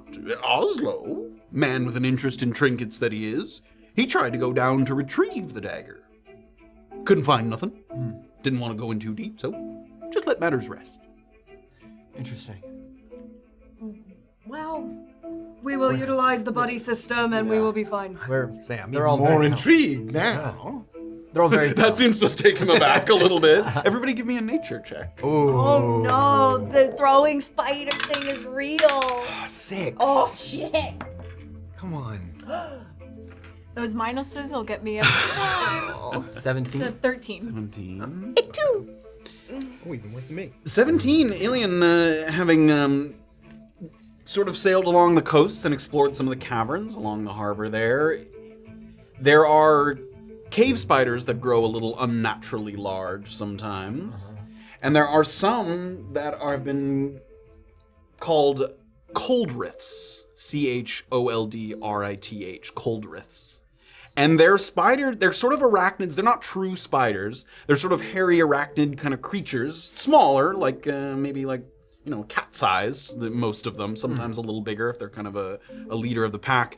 And they have like fingers, like opposable fingers, so they can manipulate objects. They're not like true hands in the way, they're not like dexterous, but they can kind of manipulate objects. So that doesn't sound like a made-up theory. They're pretty. You have not heard of them being anywhere other than the kind of the caves, kind of by the ocean, but gross. Yeah. Yeah. No, I think they're all very talented fighters. I think we'll be okay. Arachnophiles. Oh, what? What did you say? The talented fighters. You'll be able to handle it yourself. Yes. Anyways, right? And if we could do a twofer, if we can clear out some monsters that are by Brunkhollow, that's a service to the community. They're not bothering no one, as long as you don't go down there. We're going down there, sir. Just checking it out. Far be it from me to stop you. Thank you, Cobb, for your worry and for letting us know about that dagger story. Leave you to. Thank you. He seems a little perturbed. He takes a few steps away and he kind of disappears behind one of the tents and then pokes his head back out and then disappears again. So he seems interested, but if the rest of the day goes past and we haven't come up, send hail. He doesn't respond. He's kind of pretending that he's out of earshot or whatever. Daggers? That sounds possible. Doesn't sound possible? No, it does sound possible. Back by Tyrun, there are things called coldriths. They have little fingies, and they can throw things. Did you say fingies? Fingies. I did. As someone sort of theorized or posited, they wouldn't like make a true dagger, but they are smart enough to like sharpen a rock into a dagger object, like a sharp object or something. How do you spell that again? Cold. It's pronounced coldrith, but it's Choldrith. Coldrith. Chold. It's basically this H is silent. Spidey with fingies. Do they not have other ways of attacking their foes that they... They do. They have mandibles too. Like they can bite you, but they... Morna's just like... It'll be fine. Do you still happen to have the rope that we used at the other You place? still got your rope, TC. Always. Okay. I've got a whole climber's kit Amazing. that we can utilize. Excellent, because I'm not using that one. Oh no. Oh, God. Doxley like gives it a pull and a couple threads like snap. Like it's that brittle. It's like... Does the structure of the wood look like we could tie it off to this? No, let us tie it to the base, stone the stone. around it. Tie it to the stone. Or Just hook a it Use circle one around of it. the pitons on the outside of the well or something. All right. Can I sit down, start taking stuff out? Mr. Welker, are you all right with your leg to go down like this? One of us can go first, and if you slip, I'll be there to catch you. TC is gonna... I've been kind of walking with the cane, and I'll kind of throw it up and catch it, and stroll towards the well. Steps. I mean, it's obviously like there's a little bit of a hitch to it, but he seems much more mobile than he did yesterday. All right. He's got his pep in his step again. Happy to see it. Good night's sleep can always... Yes. Let's tie that rope. You gotta rock it up your ass. Just, Right. Remember that the well is also, there's boards over it. You can't even currently look down it. There was somebody who's been boarded up since it was constructed as well. I'll start with the pitons. I'm gonna take my my bill and I'm gonna pop the boards off. Great. the Give me top. an athletics check with the. Give me with advantage, given that you're using. Nice. That is gonna be athletics. Ooh, 23. 20. Morna goes over with Bill, and like someone else goes to help her, but before you even get there, a couple of the boards kind of snap off. You pry the boards loose, and you can peer down into the well, but without dark vision, and even if with a little bit of the ambient light that's coming in from the outside, it only kind of gets you so far, even on a decently light day, which it is today. If there's any noise coming from within, you kind of give a listen. It's kind of impossible to hear over the wind blowing through the trees around you. And it seems deep enough that you're gonna have to like descend at least part of the way into it before you reach the point where, as the gnome said, that this shaft kind of opens up into a cavern or something. They said that they tried to dig into, groundwater, but instead found a cavern of some kind. So you can't see the cavern from up here. It seems deeper than that. Okay. Good work, Morna. I've started knocking in maybe a couple of pitons here to tie the rope off to, and if I see her leaning down into the well, I'll take off the goggles that I had. And I'll put them on and see if I look down, can I see anything? You peer down into the shaft there. It seems deeper than 60 feet. oh, spaghettios. Oh God. Okay. How long is your rope, TC? We've got about 100 feet of rope here. I think there's 2 lengths of 50. Is there? What was the... I think a climber's kit doesn't have 2 lengths of 50 feet. I've got another rope in my I bag. have another as well. Huzzah. I'm gonna give Illien the goggles. Can you look and see if you can see the bottom? Sure. All right. It improves yours. Great, you peer in using the extra sort of distance of the dark vision. It does seem like you can see down to a point where it kind of just extends, and then there's some kind of bottom or surface down below. You can't make out details because even with dark vision, like, it doesn't give you magnification of any kind. But you're able to discern that it seems not deeper than 120 feet. Okay. So whatever the bottom is not deeper than that. Not deeper than 120. So maybe we'll need 3 lengths. 3 lengths. Yeah. All right, I'll give you my rope and. Do some fancy knots. Yeah, tie some knots. I want to say Maybe our nautical friends know a good nautical knot. I certainly can if you don't want to tie them. Are you doing bunny can do it ears over there? Tight as can be. Doing. Does a few magic tricks like, oh, there's 2 lengths here and only 1. Please.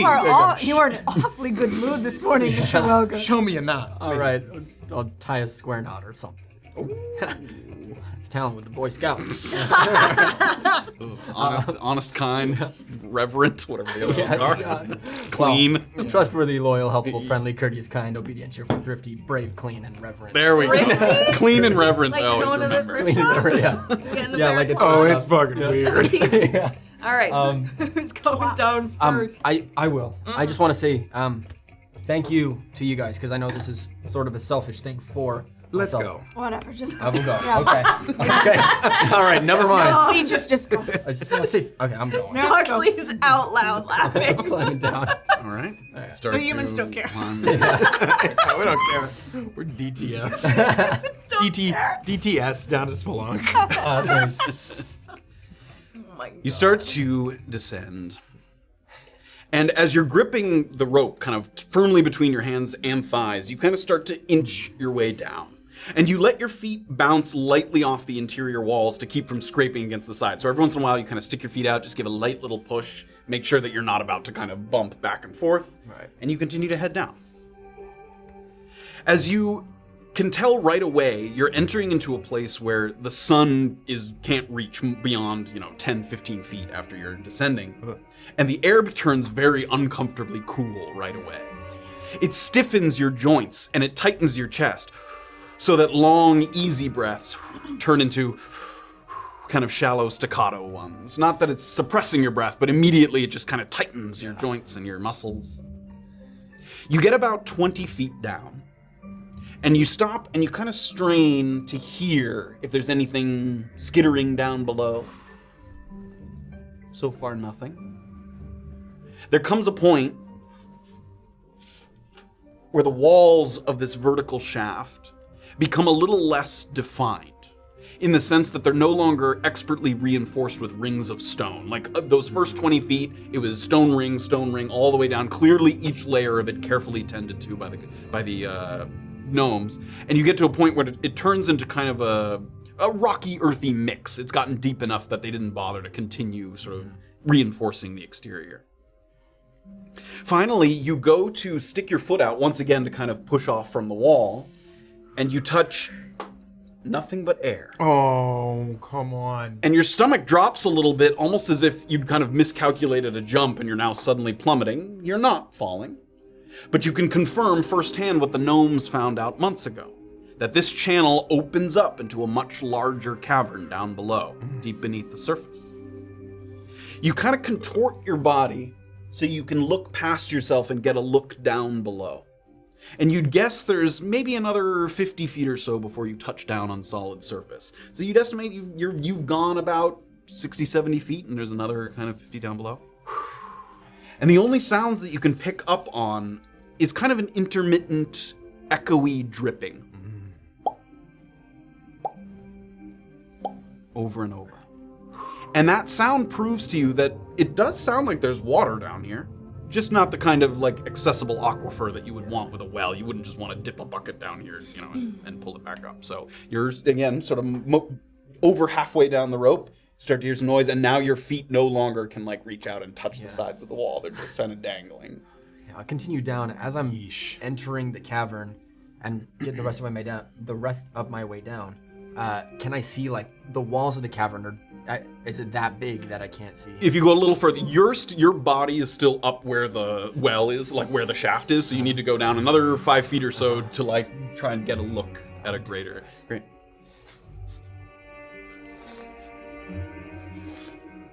Now at this point, because your feet no longer are kind of touching a wall, you start to swing just a little bit, and up at the top you can see the rope kind of... How many people can the rope hold? At easily 2 or 3 people. I mean, these are sturdy, Okay. like climbing I mean, ropes. I don't want to lose sight of him completely, so as soon as he gets down sort of 60 feet, with my goggles on, I'm gonna start climbing down. Sure, you can do so as well. As you're climbing down, Illien, you can feel like the rope jostling up above, and if you look up, you can see another body kind of coming down after. Move down about another foot. Gonna nod to TC before she goes down. See it? You get a little further. As you get to a point where you can get down beneath where the shaft kind of ends and the cavern opens up, you look around and all you see is sort of an ill-defined, sort of ominous kind of cavern. And based on the quality of those echoes, that dripping kind of noise that goes over and over, you would estimate that the cavern is very large, but not infinitely expansive. You wouldn't hear the echoing if it wasn't sort of contained in some way. But around you,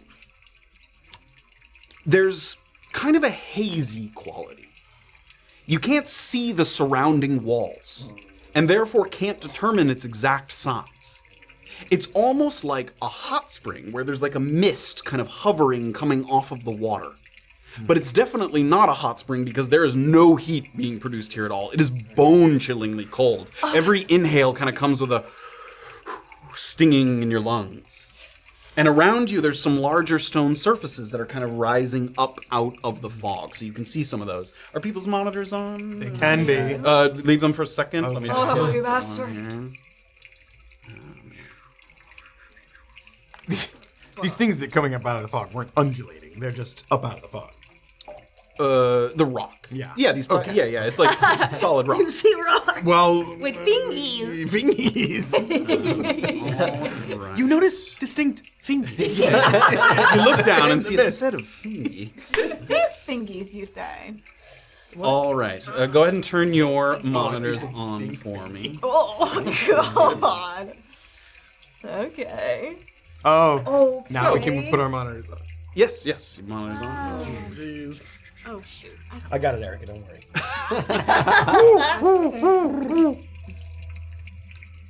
Can you turn using the brightness up just a Yes. Taste. Indeed. Oh, yeah. It's a wonderful program. It's a wonderful thing. So this is the top here of the well. It's nicer outside than it is here, but there's also I have a ladder texture there, but it's rope. It's just the dangling rope. Okay. And then descending down below. Oh. And what Illien's looking at, Illien's kind of about. That sucks. Grab Illien here. I don't like this, you guys. No, this is very stupid. One of the humans is going to be completely blind. Yeah. Why didn't you get another pair You of have torch? glasses? I don't have money. Where's Illien? You have a torch, right? Illien's gone. There it is. Somebody's got money. I don't have 250 gold to give. 225, I think it was. So, Illien, you're kind of dangling on the rope here. So, what you're seeing is these kind of platforms rising up out of the fog, and as you look around, you can't really see the defining edges of the cavern, so you're not exactly sure how big it is. Okay. So, this is what you see. Okay. In the dark. I'm just gonna keep heading. Oh, Jesus. As you continue to head down, you give a kind of, every time you scoot down a little further, you kind of look over your shoulders, one, then the other one.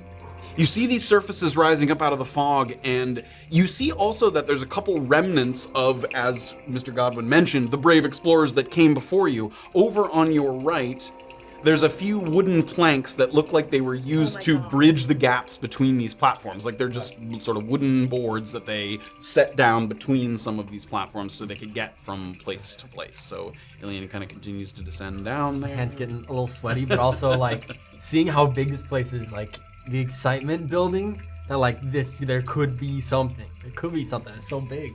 Okay. I'm gonna come back Head down. out of the larger A lot mountain. of somethings, yeah. You go a little bit further, and finally, your feet touch down on rock. It's a little bit of both comfort and relief, discomfort and relief, because while it's good to no longer kind of be dangling on the rope, the area around you is very there's something off about it, just because it's that kind of space where you can't tell if you're in a huge place or a tiny place. It just has a little bit of disquieting kind of quality to it, the entire room. So Illien kind of comes all the way down. Yeah. Morna coming down afterwards. So you get to the bottom. You can look up and see Morna, who's again. From this point, can I see like where the stones are coming up out of the ground? How far down it goes past that? Describe that for me. Like, if we're seeing those bridges or whatever, if someone fell off that, can I see how far that fall would be? You can't because of the kind of mist and fog. Because of the sounds you can hear, it does sound like it's water. Like you're not falling into like a pit. It sounds like it's water down below. You just can't tell how far down the water is. I mean, presumably you could throw something and sort of listen, Okay, I'll wait till everyone gets down. Once I finally get down, Morna, slow. I'm gonna We're just turn on my magical sight just for a second to see if the mist itself seems to be.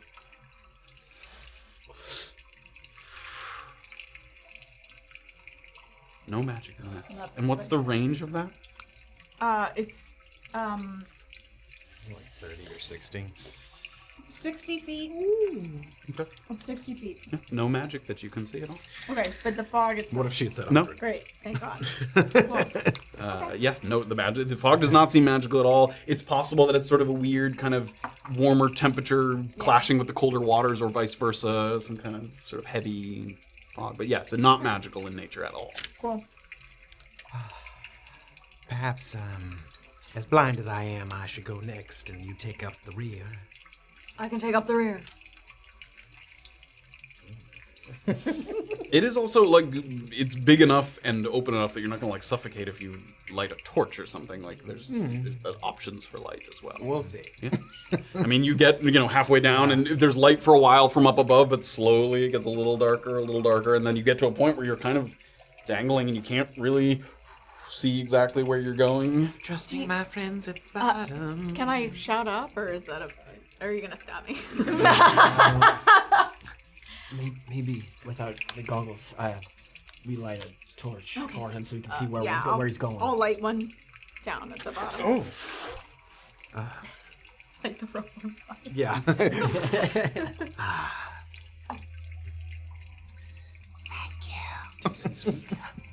You step down, look back up. Doxley's the last one. Come down the rope.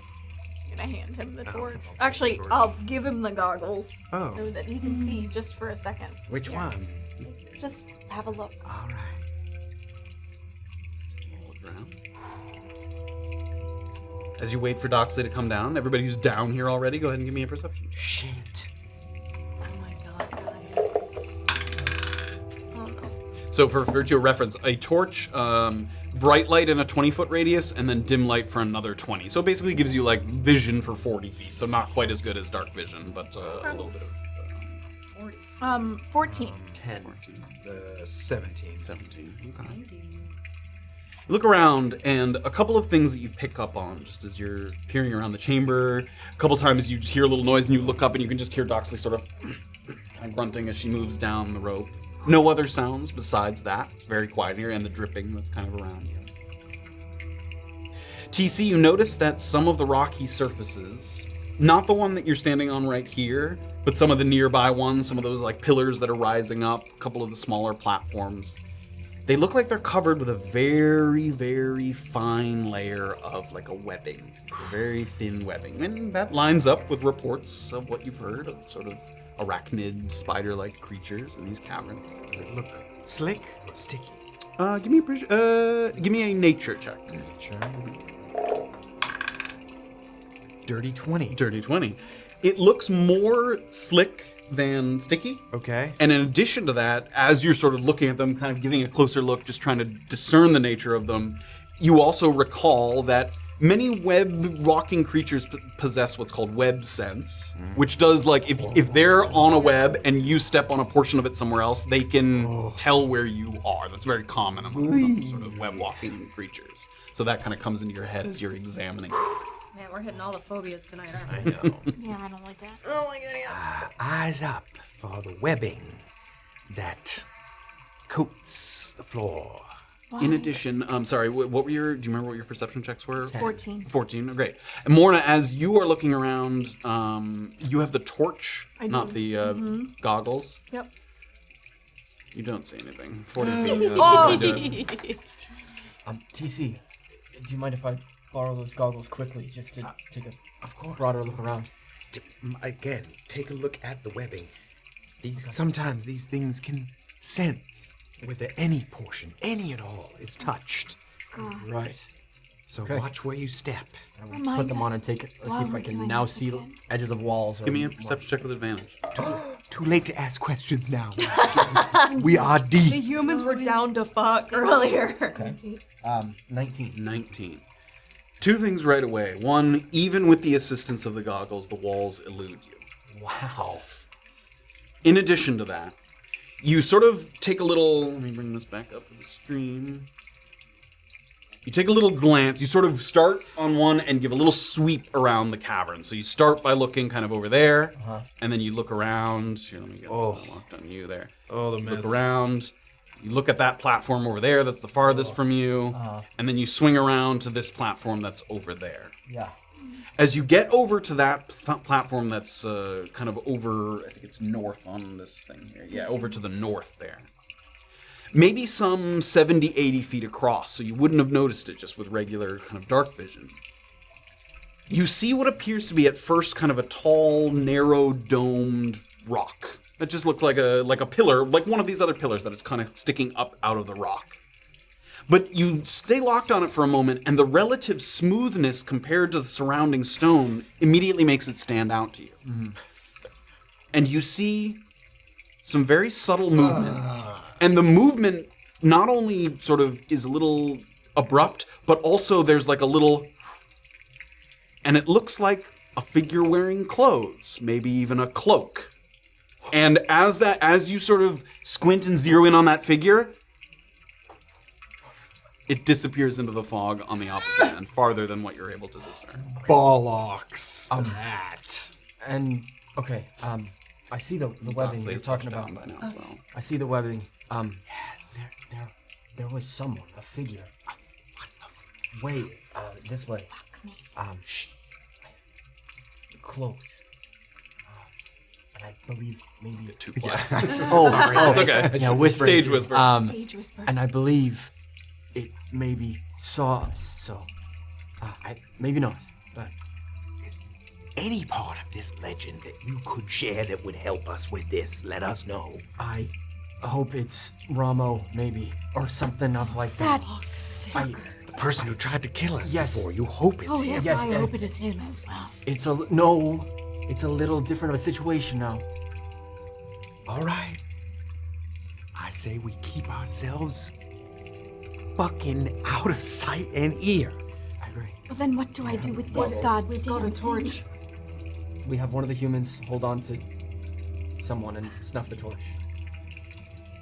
Relight it if we need to. as you're looking around, there are I'm handing the goggles back to you. there are gaps where you have to jump, which without the assistance, if someone's truly blind, which a human would be without dark vision, is borderline impossible. Okay. I just mean for the spiders, I guess. Quiet. We could snuff the torch, get a human across, and then one of us could get back and hand the goggles We don't off. need lights going on and off. It's on already. Let's Okay. just keep it. Yeah. All right, no time to waste. I'm going to start moving. Lead the way, you idiot. Illien sort of creeps over to the edge of this first platform here, and you kind of look across this sort of series of little stepping stones that kind of leads to the next platform. You steel yourself. And that's where we're going to take a little break. God. We're into the well. We are. There seems to be someone else in here with you, perhaps. Damn. Yeah. Who seems to have... Where's the That's other the least entrance? scary part about all of this. I think I mean- this is working well. This is working well. We are working well. Yeah. And we're going to pick it right up. Yep. Yes. Stay. Ooh, stay for Brunkhollow Powerball. Stay. Yes. Powerball. Stay for Yes. the Powerball. If Stay you're watching for on some- TikTok, we're just gonna go offline for about 15 minutes and come back online. If you follow us, it'll give you a notification that we're live again. Yay! Yeah. You can watch us splunk. Oh my Fall into the Depth. the foggy abyss. Deep, deep, deep. All right, everybody, we'll see you right after the break. All right, see you soon. Stay.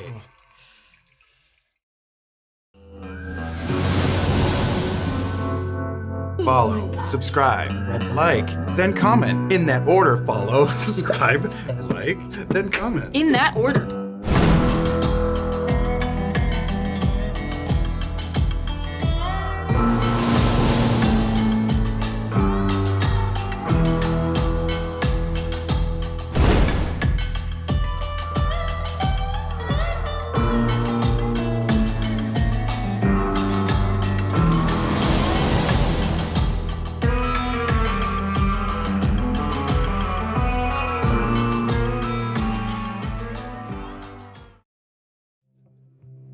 Hello, everyone, and welcome back. Thank you for being patient. We had a little sidetrack during the break. We had a little boo-boo to take care of. Deirdre wanted to just high five a spike on a nail in the wall. I did. I wanted to shatter a glass bowl everywhere.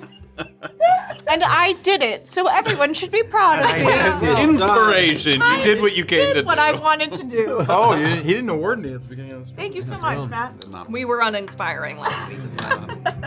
We will be diving back into the depths of the old well here in the gnome encampment, but before we do... Before we do, let's prolong this as long as possible. Sir Hancock, 3-stream streak, Difference Birch Booty Cheeks, 5 community subs, Blue Hair, Sarah, resubscribe, Pokodoko gave out a sub, Shades of Blue resubscribe, Rizranen gave out a sub, Plain Rug, 3-stream streak, Paul is back, 3-stream streak, Words of a Mute resubscribe, Paul is back, resubscribed, Low Brass Guy 2 bits, Roan KT, oh gosh, resubscribed. Can somebody pour me something? Oh, gosh. I will do that. Castaway Cactus, 10 stream streak, Helljack 349 bits, SA Class Warship resubscribed, Captain Coral resubscribed, Helljack resubscribed, Wow. Random Twitch Guy 5 community subs, Ali Slayer 100 bits, Helljack 219, game is rigged. I think nobody won in the Powerball. Oh no! little rigged. 500 bits, The odds are 149 just bits. Morgan DK did 100 bits. Thank you so very much. Thank you very Thank much. you, guys. The support is off the chain. Thank We you. can buy a new bowl. We can buy a new bowl. We can buy 10 new bowls. Mm. Are you getting our owlbears drunk? Yeah, I gave him a little sippies. Thank you all. We're gonna dive back in here, where Illien is the first to approach what has basically become the first obstacle here. You kind of glance across, and there's no apparent path kind of immediately over to where you saw that cloaked figure over there. Yeah. So instead, there's a little bit of a sort of U shape that you have to kind of work around. And what's bolstering your resolve a little bit is the fact that ahead of you are those boards that were set out. So the gnomes were able to at least make it that far before they felt there was too much danger and kind of turned around. Yeah. Dagger. So far, not so bad. So Illien kind of steps up there. Oops, let's get everybody back. All right. Kind of motions back to everybody, gives a little high five. High five, thumbs up. That's what I meant. God. You can give him a high I'll do a high five too. You jumped right on really that. great, like a great cupping one where it like does a huge echo. Hey, you don't know what I meant nice thumbs down. up. High five and kind of group. Oh my god. Okay. Illien, Yes. please give me a athletics check. I was hoping you were gonna let me do it for free. Okay. Wait, athletics? Mm-hmm. Oh, 19. 19. That's good. That's a good. This first couple of steps here, it requires not so much a full-on jump, just sort of a slight hop. Like, if you extended your legs fully, you'd probably be able to get from one to the other. Okay. But you give a little bit of a jump. And as you step onto that next one, you can feel a little bit of that kind of mist around your ankles. It's cool. Again, it sort of feels like sort of water vapor in the air there. Okay. And as you step to that one, give another listen. All you can kind of hear is that dripping around you.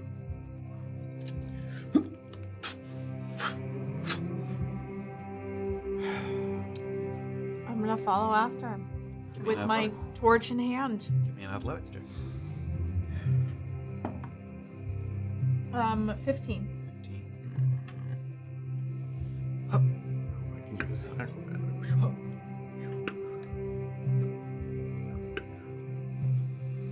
Who follows next? Wish me luck. Look. Easy. Give a little. Give me an athletics or acrobatics check. Oh, thank God. Thank you. Yeah. Oh. 7. TC sort of a little not used to the weight of the goggles there on his face. It's kind of, you know, like when you wear kind of a sort of a heavy set of goggles or something, and they're just kind of sliding around. And as he goes to jump, they slide a little bit, and you bring a hand up to sort of adjust them. And because of that, your trajectory is just off, and your foot slips, and you grab the rock, but your foot touches water. You can feel the water blow. Immediately sort of cold. Chills. It's your soggy kind of boot that you pull up out of the water, and in that same motion, you feel kind of swirling around your ankle, Pull it up. and something tries to nip at your heel. Just as give me a perception check first. Yeah. Terrifying. I hate this. Oh my God. 12. Unable to see what's nipping at your heels through the fog there. Rolled your birthday in. Then I know. That means I'm gonna die. 14 to hit. Yeah, that hits. 14 hits. No, it does not. I'm It does sorry. not? No, 15. Just 15, as 15, you 15. feel something kind of getting closer in the water to your ankle, you yank that foot up, and there's a little bit of a like, and then something disappears back into the fog there. If I were to jump to the rock he's like clinging on, is that big enough for 2 people where I could like help him? I mean, he can climb pull back himself up? up. Okay. Once I he's kind of free. if I see you like, You see the He didn't fall so far off that he like descended into the water. But you do learn that the water level does appear. It doesn't seem like to be a big drop down to a water level below. It's pretty close. The water is quite nigh, but it is filled with biters. Great, well, pull yourself the fuck up, Give TC. me a second. slowly pull up. Sort of shake your foot a little bit. You good to keep going? Yes. All right. Kind of secure the goggles a little more, like. Doxley's the last one. Give me an athletics check there. Well, couldn't go worse, right? Oh, don't say that. Athletics? A 17. 17. God, I thought you were gonna TC, I need you to give me another athletics check, Okay. or acrobatics check. I think you can fail yours. 10. And this time your wet boot hits the rock and slips a little bit, and ooh, you fall on your butt, and your backhand that you move to brace yourself just drips into the water, and you go to pull it back out. Doxley giving me a perception check. Please, please, please. 17. That will hit. Oh, can I see it? Can I? give me a perception check with disadvantage because you're not really looking at that. It's behind you. Yep, I know you can. Yeah. Oh my God! What? 12. You may not. You take 4 piercing damage. As you're pulling your hand back out, it scrapes along the side of your hand, and you pull it, and there's like a little bit of blood trickling down your hand there. 18 on the perception. 18. As you're watching TC, and you're doing so very intently because of the slip last time, the creature that kind of emerges from the water, it looks like it's almost like a very small manta ray, is what it looks like. And you recognize this creature. They're not terribly uncommon. Their colloquial name is devil rays. People call them that. But their actual name, they're called Ixitzichitl. Okay. Can you spell that for me? Yes. Ixitxitl.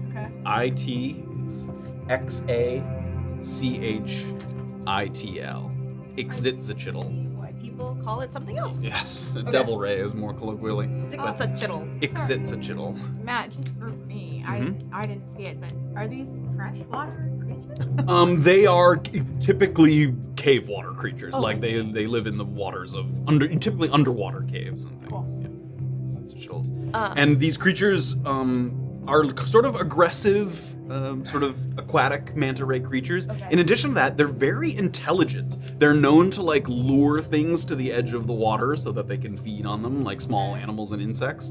And they do that by some of them possess very basic thaumaturgy magic.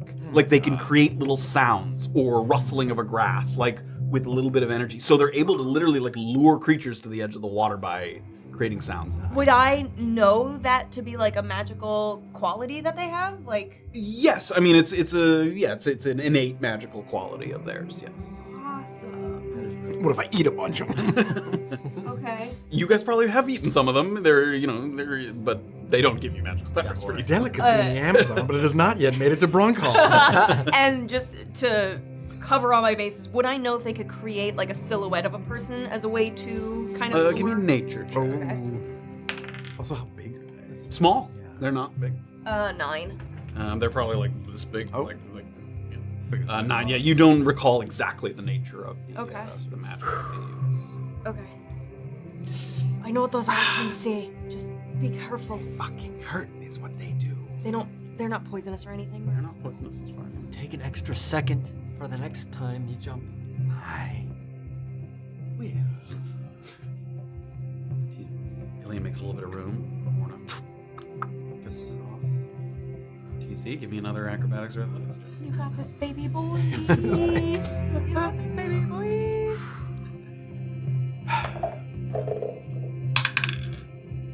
22. There we go. Nice. Just need to warm up. Holy hell. Hey, yup. How's that? And then the final two, you do like a quick like hop, hop, and then to the.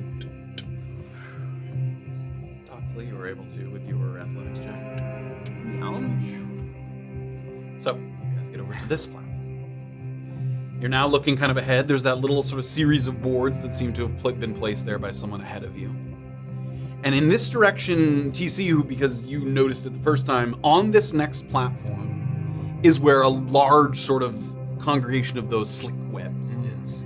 And it stands to reason, sort of adds up with what you know, is you don't see any more boards or man-made things beyond that. So it's possible some of the gnomes got there, saw all the webs, and were like, absolutely not, and turned back around and left. Well, Nope. so that's what you're going to see ahead of you there. Not like us, complete dummies. Again, the webs are prolific as we go along here. I don't think we want to touch them if we can avoid it. Okay. Is there any merit to somehow attracting the spiders now and setting a trap? Are we really risking? A trap to entrap a spider. I don't know. TC, can I see those goggles again, one more time? Can I get a new angle on that rock that's where I saw the figure and the smooth rock? The figure was the smooth rock. Oh. You thought you saw a smooth rock, and then it turned out to be a cloak that was draped over. Let it be known that that's Okay. what Anthony said. Yeah, okay, well, yeah, that's That true. was It looked what at that if I was not clear about that, it looked at first like a rock, but it was not. I It's wanna- gone now.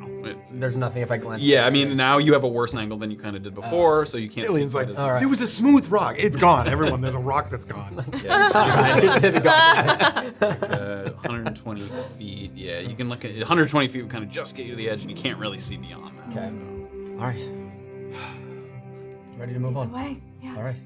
Carefully. Kind of move along the boards, and the boards kind of have a little creak and give to them. One at a time. Yes. Doesn't require any kind of sort of maneuvering. You slowly move across the boards very carefully. You get to the middle portion there, now sort of unsteady rock. So I see Morna starting to go all Start. down. Going across. Yeah.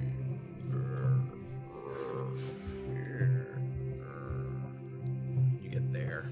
Now, as you get up to the rock here, it takes a little bit of a kind of small climb. Okay. And all around this area are sporadic webs. And it seems like maybe you could kind of delicately step, to spots on the rock where the webs are not present, but tricky to do so. Morna's following right behind you there. That's a lot of checks, baby.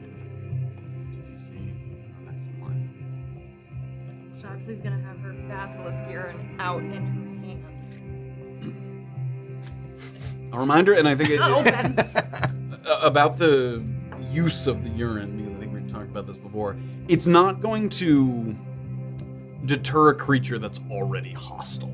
Okay. Like if you spread it somewhere and a creature came across it, they might be like, "Oh, I don't want to go there because I smell a predator." But like if a creature starts coming at you, you can't just Right, splash and it and scare it hope. away. Yeah, that's not gonna. If it already thinks you're a threat, it's not gonna scare it away. And how big of an area can you even really smear it or dump it on? If you spread it over kind of a 10 square feet or something, 5 to 10 square feet of area. Okay. Illien, climbing on up there. Yeah, I think so. Carefully. Start to pull yourself up. Now I need you to give me a acrobatics check because you're tiptoeing between the. My swimsuit. Come on. 18. 18. Okay. Illien, with new resolve and determination, you see the cloaked figure, and you can just. There's something about this place. You have to know what's there, and nothing's gonna kind of stop you. And even though this isn't necessarily your strong suit, you take a moment.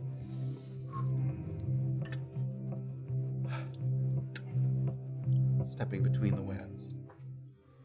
One step at a time, slowly. And you get to this sort of middle rock where it looks like there aren't any kind of webs on this rock area. So you get here, and then you sort of take a little breath to yourself. And there's probably room there for 2 people to kind of stand on that.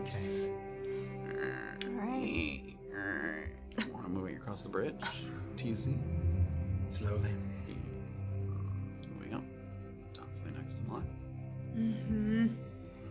So, Illien, you can see Morna sort of making to the edge there. I don't know if it helps at all, but if having traversed through there, seeing something I almost missed, if I can point that out to Morna or anything like that. It's tough. It's less about, like, she can see the webs. It's just the spots to step are so small that it's just tricky. There's no, like, it's not like, ooh, watch out for that. She can see it. It's just tough. Okay. Ooh. I'm gonna try very carefully to Give me an acrobatics check. Just cover yourself in that urine. Oh, 18. 18. I was thinking of it. 19. Morna can, like, feel, she sort of, like, hands kind of at your hips just in case you need to grab your weapons, but one at a time, step by step. Can I try to pay attention to where Sort of got everybody's the stepping? torch like next to my weapon. Yeah. A little bit of that light moving throughout. I think I can actually also, can I do that? Yeah, there we go. Nice. Sick. Oh, shadows. Step with Illien. So the 2 of you are kind of like shoulder to shoulder here on this little sort of Well done. safe spot with none of the webs on that little platform there. Now you can look off before anyone kind of continues. You can see a little further. There's a little more webbing there, a little sort of thicker, more congealed webbing. You're not sure if that's sort of a nest of some kind or whether it's just a bigger sort of concentration of the webs. And these rocks here, while the gaps between them are not large, 2 things about them. They're very narrow, and there are webs in a lot of the spots there. So tricky to jump between them and not step on the webs. Dang. But not impossible. Okay. Who's up next here? Again, seeing if I can watch their footsteps there, get an idea of where I need to. Sort of moving across the board. And as you're moving across the boards, you just hear. Ah! Oh. Doxley. A gasp. A quiet scream. Is it coming from below me? Give me a perception check. Do I hear that too? Yeah, you can hear.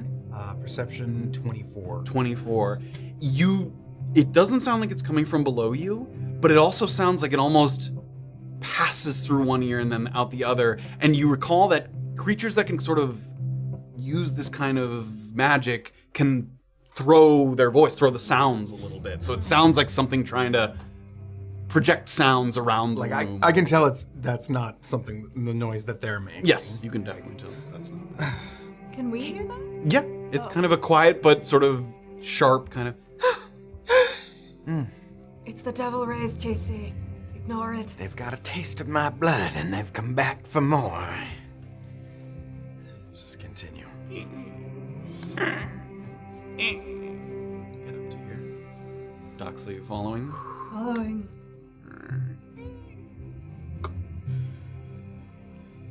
TC. There's no room on that center thing, so I'll somebody start. might need We'll to. start moving, I guess. Ilien, go ahead and give me an acrobatics check again. Oh god. Can't wait till we all get inspiration next week for how well we rolled today.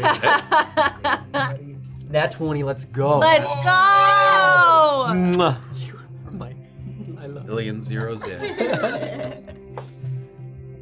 Step by step. Get just up to the edge here. It takes a little kind of drop down there on the ledge. You kind of let yourself drop.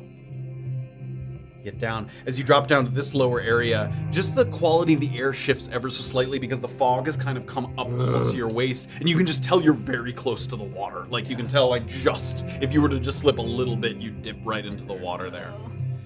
Morna moves up, sort of in anticipation, and TC, give me your acrobatics check. Most definitely. Most definitely. Dirty 20. There we go. Nice, nice. Ooh.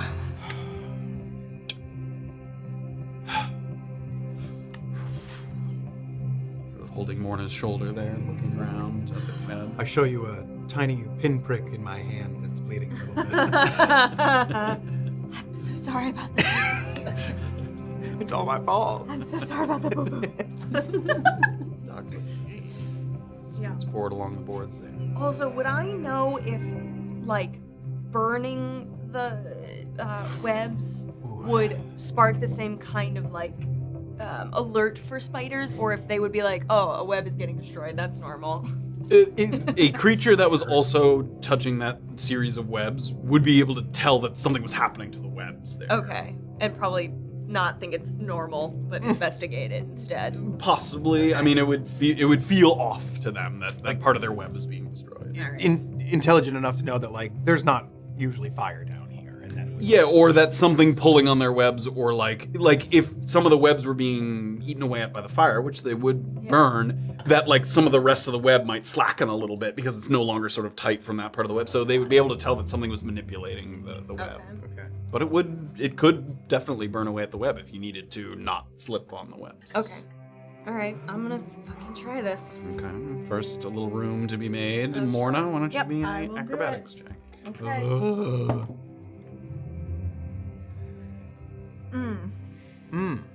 What do you got for us?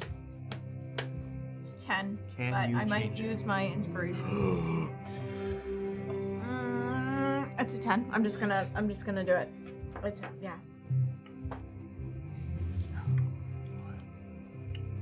Between the webs. And at one point, your boot steps, and just the toe of your boot, immediately you can tell that the surface is just slicker than the rest of it. And you slip, and you start to try and catch yourself. I need you to give me a dexterity saving throw. Nice. I have To avoid- advantage on those because of danger sense, right? Yes, what's the, go ahead and read it. It says that you have advantage on any saving throw, dexterity saving throws against effects that you can see. What? No, I don't know. Uncanny sense of when things are in should be even edge when you dodge away from danger. You have advantage on dexterity saving throws against effects that you can see, such as traps and spells. It's not a trap and a spell, but it's an effect that you can see. effect. I'm gonna say yes. Ooh! This is indeed danger, and you are sensing Yes. it. Okay, that is 13. 13. As you're starting to slip, you draw, just instinctually you draw Bill, and you grab like that pillar off to your right there. Let's go. So I got the torch in one hand and Yep. Bill in the other. Pull yourself back. You had almost gone into like a 45-degree angle. Pull yourself back up, and then you... Morna's got core strength. Yeah, she does. continue. And because you failed yours, I need you to give me another acrobatics check as you slide down this here. Baby. You got it. Why? No, I don't. That's a 3. Okay. Taking the 3. Can Illien turn around and help down? Yes, let's see what you had considered it before. I wanted to give you the opportunity if you wanted to. Yeah, I'm gonna use my. I'm gonna. Ooh, I don't want to. It's Uggs.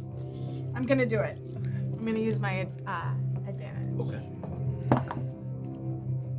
Oh no. It's only a 6. You hit the ground and you fall, and Illien grabs you, but your hand goes right into the water there, and immediately you can see ripples in the water. And I need, well, it's just gonna be an attack roll here. That is a 17 to hit. Yep. They're all high. You take 5 piercing damage as you draw your hand back out of the water. And as you're standing there and Illien's sort of grabbing you to steady you, you also look down and the surface that you kind of slipped on is just a little bit of kind of shining web. And you see like a... Oh no. Maybe we run now. Guys, I think the spiders know. So maybe we just run. Run? I don't know about that. Maybe just a little swifter. Okay. What if they already know? Panicking, What are you I talking think about up there? she's touched the fucking web. Of course she has. I think just not panicking is the key. Who's panicking? They were. Oh, shut it down. Okay. I see. Just get to the next fucking platform. I'm going. All right, Doxley, are you following up here? Yes, I Give me will an try. acrobatics check. Okay. That is 1 web failure. Oh boy.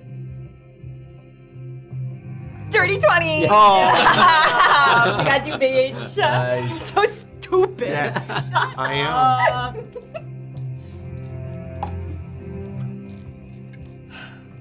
Easy breezy, TC. Yes. Next up is going to be Illien again. He needs to make room on this platform here. Did we say that these aren't a trap? A natural thing is not a trap. Like Athletics check? yes, athletics check is, or acrobatics if you prefer. Oh my. Oh no. A 9. Illien, as he hears the kind of order to not rush, but just to keep the pace moving, throws you off your game just a little bit. Take a kind of a little leap forward, and this very, very narrow thing, it almost sort of, it almost splits your legs a little bit, and you sort of protect yourself, but both of your feet dip into the water on both sides. I need you to get attacked. I need you to get bent. I need you to get bent. I'm literally the 15 to hit and 13 to hit. No. Neither of those hit. You yank your feet back out, and you see the little pincers of these manta rays, and then, and as they retreat back into the water, some of the sound bouncing around the chamber. That is a second. Oh! As you get up between your legs, you can see that just sort of slick web texture there that you pick yourself back up. All right. Guys, there's too many of us. All right. Work of you. Yeah. Okay. You've made a little room there. Yeah. Your choice whether you want to continue or to wait until Morna sort of comes get by. Out of the way in case anything bad happens and they can rush. You did fail, so I need you to give me another acrobatics check. Or athletics, whichever you prefer. Nat 20. Oh, let's go. Yeah, let's go. Illien, determined not to sort of further upset the balance here, take a little leap and then you grab that sort of taller stone there. That's my highest possible roll. That's a 27. That's a good one. I mean, it's a natural 20. Yeah, I mean, it's cool.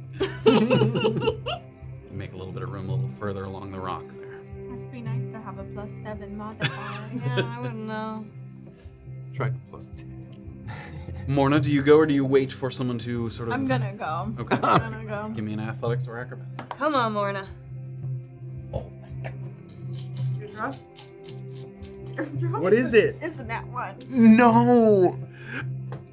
You try to catch yourself, and you're slipping on I'm these sort of web following textures behind there. her. Sure, you can. You're sort of slipping on the web textures, and you're windmilling your arms, trying to keep yourself from balancing, and then no. No! I'm rushing back. I'm running Oh back. my god. Okay.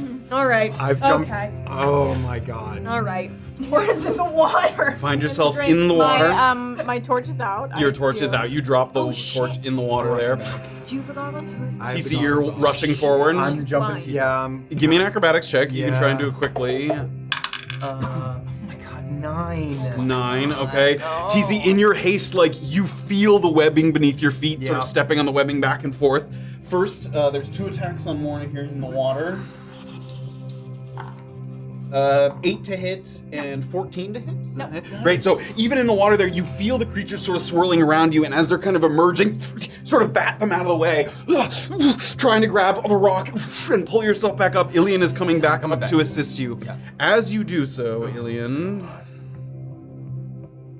you're rushing over to pull Morna back out of the water, and Morna, it's like pure dark here without the assistance of the torch, just in darkness. Yep. And Illien, as you're moving to sort of grab at Morna, some of these pillars and things that are rising up all around you, what emerges from the shadows in this moment, could very well be described as a spider in the general sense of the word. But it wouldn't fully capture what's kind of squirming and wriggling its way toward you, with this kind of unnerving silence. A small pack of these little 6-limbed arachnidian creatures, and they're covered in like a thick fur, like a tarantula, not like a smooth spider, but with this kind of matted fur. And they have these awkward clutching appendages that allow their middle pair of 6 arms. So they have 2 in front, 2 in back, and then the middle 2.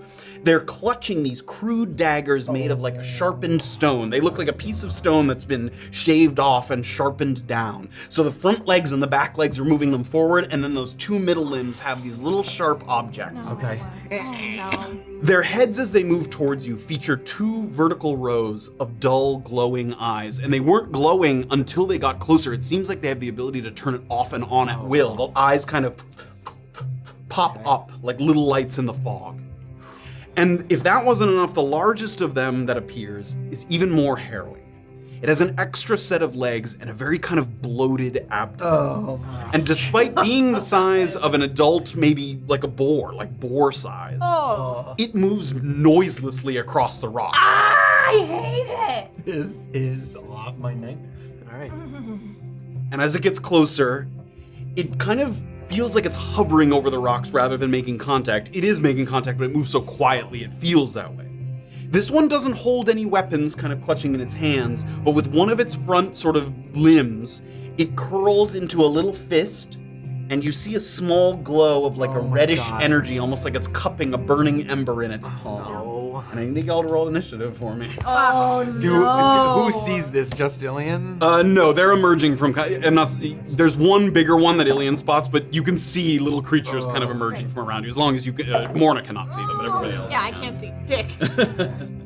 Oh my gosh. First, I need to make these much. Oh, but I'm so smaller. excited for this So combat big, though. man. No, these are much. I don't think much you're gonna have the smaller. sizing thing, remember? Can I make that? There we go. I can do some of the Oh, okay. sizing, just not all of the sizing. For initiative. We'll get you out of there. I'll get your torch lit. Yeah. Oh, look at the mantas. You're so cute. Oh my They're god, very cute. So cute. that's too big. Yeah, they're good. Unfortunate. There we go. Okay, gang. Roll those initiatives. Already done. Not good. 20 to, oh my god, guys. 20 to 25. It's not gonna be that big. No. Alright. Okay. Whoa. 15 to 19. That's Doxley alone with 18. Okay. Okay. Hey, Jane. 18. So this is the larger one that's sort of crawling down from up above that Illien spots. It kind of came out from behind those taller pillars there.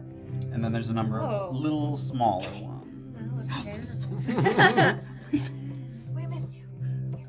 We need your fists and your whip. Okay. 10 to 14. I got a 13. Okay. This is fun. Mm-hmm. Um, Oh my god. 5 to 9. I'm 5. 5 also. Okay. With a higher dex, I think. Okay, +4. yeah. Alright, You so rolled it at 1. I did roll a 1. that doesn't matter. I know, For but initiative. Oh, I'm just saying. Oh. Sucks. We'll do TC and then Morna. cool. Oh yeah, that's great. And then we'll wait to see. Oh man. What did you roll? 18? Yeah, 18 for 18, Doxley. 13, 4, 4. Hopefully they roll low and we can get you out of there before. And Matt, when you're ready with yours. Yes, give me 1 second. So we have the Coldrith, which is the larger one with the sort of bloated abdomen, and then the Kaytines are the smaller ones, which are A like or C? with a C. Again, CHITINE, with a K sound. Kaytine. Okay, the Coldrith has a 15. Okay. And the Kaytines have a dex modifier, have an 11. Okay. Fuck. And then are the mantas in there at all? Oh yes, let me do those also. Shut your mouth. Sorry. The Ixodichittles or Devil Rays. I'm gonna say double, right? Got a 14. Oh man. Okay. Nice. I can't believe that. All right, so we've got Doxley, the Coldrith? Colorith, the Devil Rays, Illien, the Kaytine, TC Morna. Can you do that one more time? Yes. It's a little slower. Doxley. 18 Doxley. Yep. 15 Colorith. Coldrith. Yep. 14 Devil Ray. 13 will be Illien. 11 Kaytine. And then 4 TC and Morna. Stress eating has begun. Oh yeah, I'm housing Yeah. Cheez-Its over here. The extra crunch. All right. Doxley has an excellent vantage point being at the back of the pack as this chaos kind of emerges. She sees Morna slip. She sees Illien rush back to try and grab her from the water. She sees TC try to sort of run forward to assist with this. And all that time you're sort of standing because there's no room for you to kind of merge forward. So you stay on that sort of webless platform that you're on. And you just look around and you see all these sort of creatures emerging from behind some of these pillars. Your first act, Gone Doxley. to shit. So there are more spider guys like emerging, maybe that I can't see yet, but I'm seeing like a lot of movement. All the ones you can see, all these ones that are on the map you can see. Okay. Except for you can't really see that one behind the rock. Is that the Coldrith right above This me? is the Coldrith. Oh my Oh my god. god, right above TC. Hiding behind there. Okay. And He's on the rock, yeah. He's like clutching the rock there. and Hell no. can I see the manta rays? Like They're in the fog. I would say Yeah. you have disadvantage on like a ranged attack against them, but you know they're there because you heard them kind of splash when Morna fell into the water. They tried to bite her, so you know they're there. okay, I'm gonna throw a javelin at this southern baby spider here. Against Like southwest spider at the top there. Great. Oh wait, southwest. This one up here. Yes. Okay. Oh, I didn't even see that one. Jesus. That one. There's no disadvantage of it being uphill or anything like No, that. you can see them pretty clearly. All right, I'm gonna take out a javelin and I'm gonna try to just see how hefty these little babies Seems are. right. Great place to lose javelins. Yeah, I don't want to talk about So it. this Kaytine up here at the top. Yes, and that's a 10 to hit. 10 to hit. That will miss. Fuck! And that javelin Oh no. splashes into the water somewhere in the fog. All right, second attack. I'm gonna try again. Same one? Yep. Same Okay. 14 to hit. That will hit. Nice, Yay! So that's going to be 8 piercing damage. I think we figured this works out. Yeah. Let's go! It has something to do with flying creatures we figured out, so I might track these separately. Yeah, because that's a mod or something. So I might track the other one separately. But great 8 damage on that one. And then we're just gonna fucking the heck outta action. there. I'm gonna action surge and throw more. Oh. I'm gonna throw. Can she do 2? You can do 2 more? With Yeah. an extra Yeah. Oh yeah. The 'cause it's action gives you second 2 action. attacks. Yeah. Man, I'm gonna have no javelins. The one that you threw is stuck in it, so that one didn't get lost. But if that one in particular, because like there's just emptiness behind it, you're losing anything that you throw at that and miss. I mean, I gotta focus on a target, so I'm gonna go for it again. Okay. So another javelin. Motherfucker, 11 to hit. It's gonna miss. Fuck. All right, one How many more. does she carry? 6? 6. Oh, really? Oh my goodness. That's a 9 to hit. Oh my Wait. We're god. going melee. Oh wait, I'm gonna fuck that. Why am I not using my fucking things? It's been so long. I'm gonna say you can use it on this most recent one, but not a previous one. 'Cause I'm we've gonna already moved use on. a precision attack. So I'm Okay, gonna use a nice. superiority die. What was that roll? It was 9. 9. The last okay. one was a 9. Okay. 12 to hit. It's gonna miss. Oh, bless. I found its AC, guys. Yeah. All right.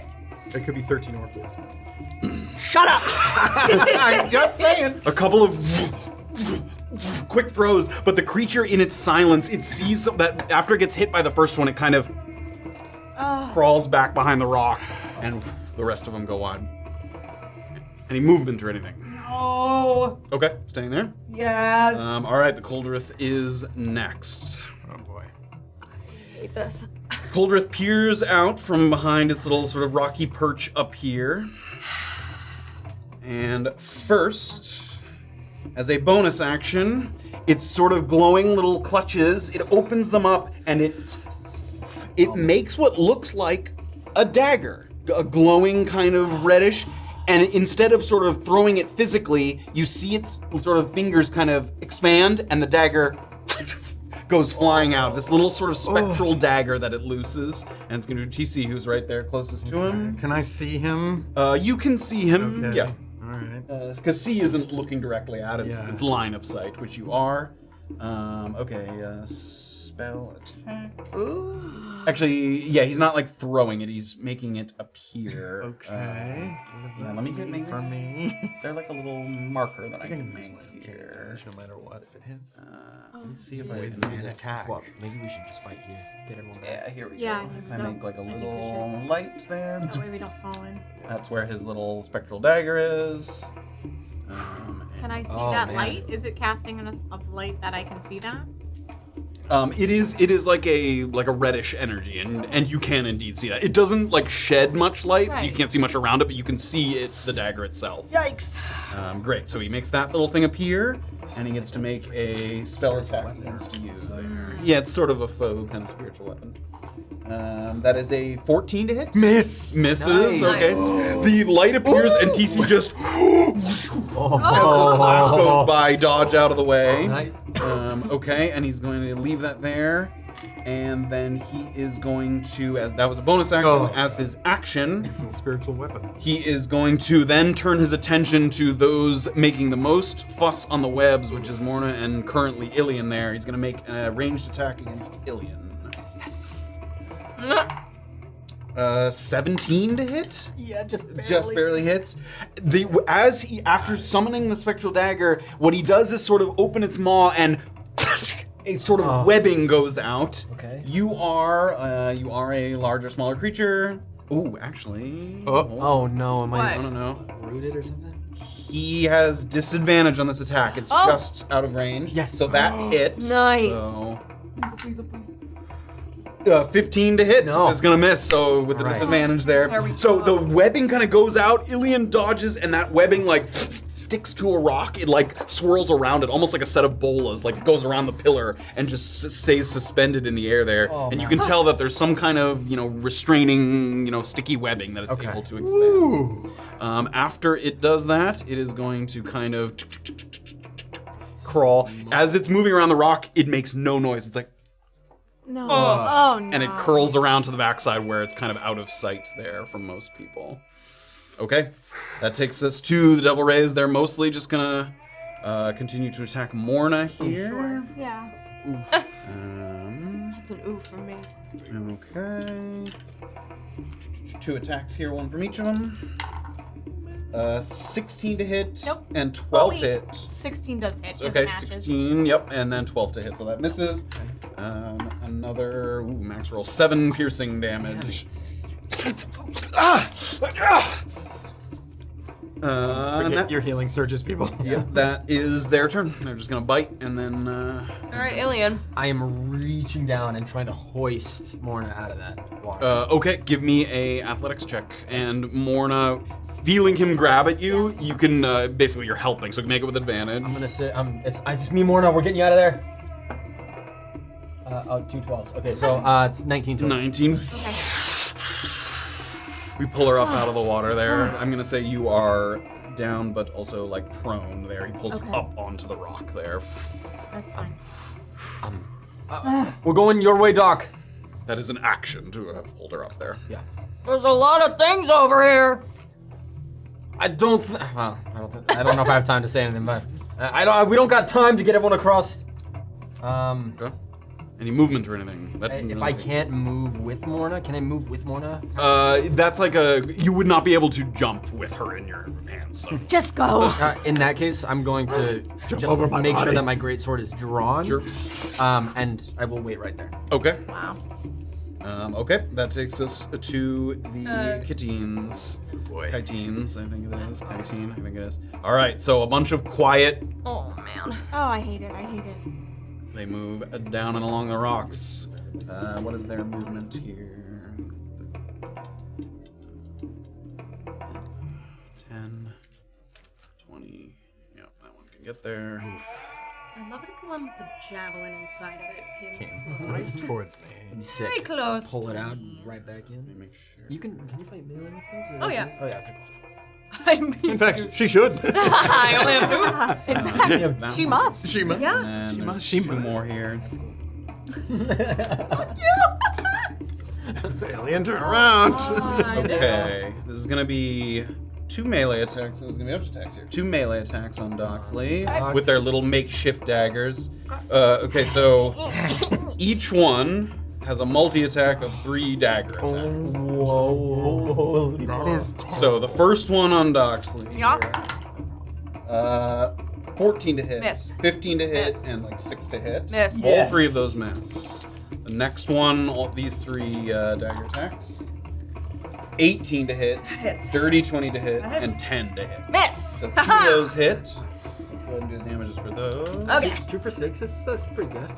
That's about what I'm in that too. It's just a D4, so 2 of those.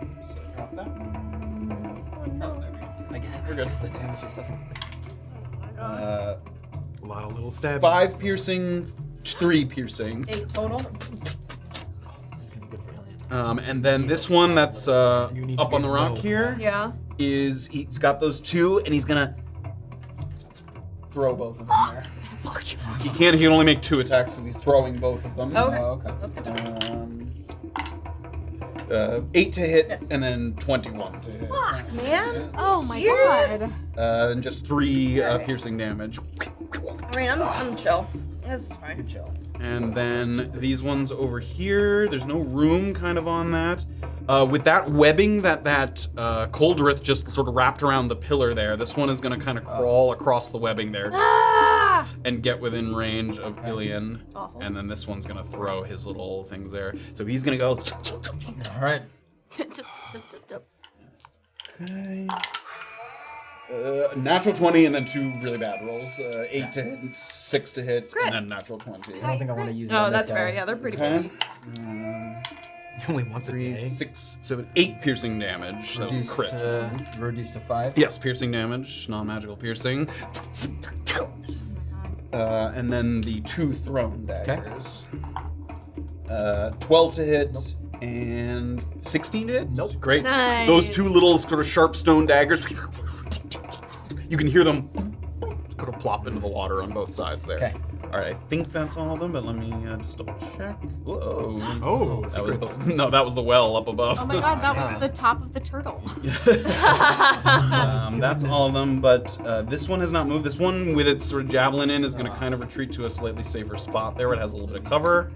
And then this one is going to kind of skid along the edge there. And that is it. Okay. All right. All right. It's DC. DC. Not knowing much about the nature of this fucking magic, would I have any reason to believe that if I were to leave the space next to that spectral dagger that it would be able to do anything? I don't think you know that. You, I can't see anything. Yeah. Right. Well, I'm gonna team up with Muscle Mom here. I'm gonna turn around and They were obviously both within melee. There's nowhere I can hide around here. Everything's kind of in sight for these guys. You might have to like sort of do some pretty acrobatic sort of feats as you crawl around. I'm just gonna take aim for that one that's kind of northeast of Doxley there. Light This a one torch here? or anything, huh? And what? Not gonna light a torch or anything, huh? Action to light a torch. That's an action, baby. I'm sorry. Gotta thin the herd and try to take a shot at Yeah, that this guy. little spectral dagger does not count as a creature, so it doesn't impose disadvantage on Okay. ranged attack. Yeah, just a regular ass shot at this guy. Barb on fire. Ooh, over 20 it is. That will hit. Sneak attack, baby, on Let's this go. motherfucker. Eliminate. Lots of fours. 12, 13, 14, 15, 16, 17, 18, 19 piercing damage. 19 piercing damage. And that one's sort of rearing up to stab Doxley again with its two little sharp. Yes. Dead.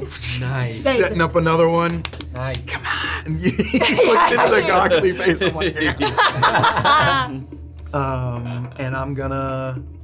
You see with his goggles on, his cane, and his crossbow. Oh my god, you look like a Well, mad fucking scientist. Yeah, I guess I'm gonna That's keep the amazing. cane at the moment so I can get some good movement here. Illien, take care of her. I sure hope there's nobody down here to help us. I'm gonna move kind of past Doxley because I saw where that thing was up above me, and kind of tuck myself into that northeast corner there. 20, you want to go further than that? So I've got 25 with the Another 5 there. So that's Great. good right there. Great. I'm just kind of reloading. Okay. Cunning action. I will. I wouldn't be able to hide there. It would be extraordinarily difficult. I'll try. Okay. I mean, the other things I can do are dash and disengage, so I might as well. Sure. Try. Yeah. Well, Yeah. Disadvantage or just a really high? I mean, it's dark in here, so you can technically hide. It's just Okay. these creatures. I mean, like, borderline nat 20 only kind of hide here. Here we go. Yeah. 26. No. so when you say You're borderline. stepping across the webbing, and you Yeah. can tell beneath your feet sort of a little bit of the rubbery texture of the webbing is that they can kind of sense where you are there. My friends have no idea where I am. Yeah, you were vanished. All right. Yep. that's Okay, it for for Morna, we go to you. Okay, I'm gonna get up, Okay, you sort of. and at the same time, I can't see anything. I'm just gonna rage. I'm not gonna try to save. I can't. I'm panicked. Complete Oh! Oh! Oh! Okay. We've got our boy. I need I you have to- cover of the chewingas, so Sure. Do just you? gonna rage. I need you to give me a D8 roll. Baby. Oh, come on! Let's I can't wait! Oh, make it a good one. That is a 6. 6. Until your rage ends, you are surrounded by multicolored protective lights. Awesome. Whoa! Thank you. Holy sh! You gain a +1 bonus to your AC, Oh, wow. and while within Oh my 10 God. feet of you, your allies gain the same bonus. So Illien Oh my currently God, has you're a the +1 bonus best, to you're his the AC best. as well. What a roll. Nice. So does this Do help? this every time. What's wrong with you? I'm gonna say you within that area of light you can see. So I can 10 feet around yourself you can see. That's other than sick. that you can't. That's great. Dude, that was. You sort of rage, and you, like waves of regret and fear of what's gonna kind of come out sort of pour through you. But when you open your eyes, there's just this like almost like orbiting kind of dangling lights out in front of you.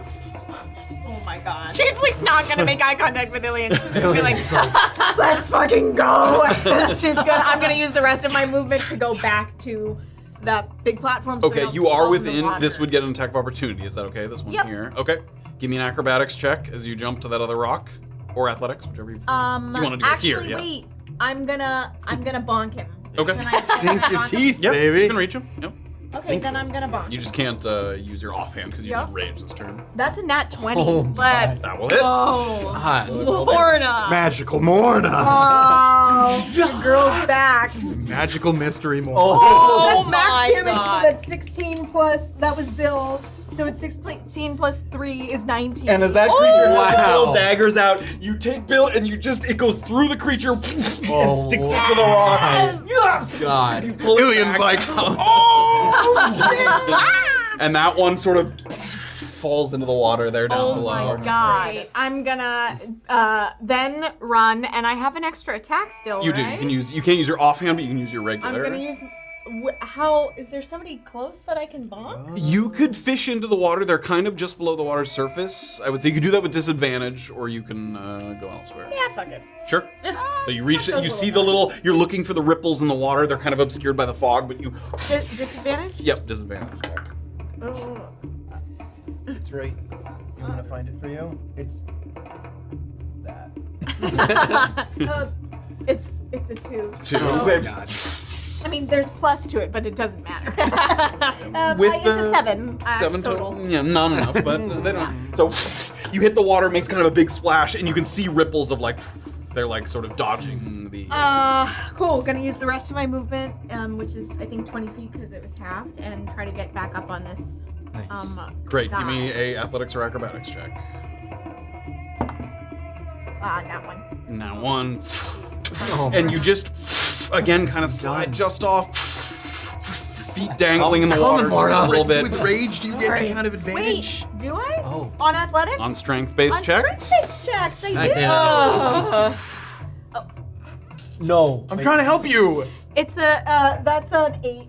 8. Oh, no. You don't slip off, but you do fall prone on this here, so that's as Okay, far as well- you're gonna get. Is Illien still within my protective light? Yeah, 10 feet. Yeah. Yeah. Okay. Well, I'm okay. Falls and looks up and I'm like, Okay, All right, top of the lineup, I think. Doxley, you're back up. Oh, jeez. All right, I'm gonna take a javelin out. One of my 2 left, and I'm just gonna try to stab the guy in front of me. Okay. Different die. 13 to hit. 13 to hit. Yes. This is one of the smaller ones. Let me just double check.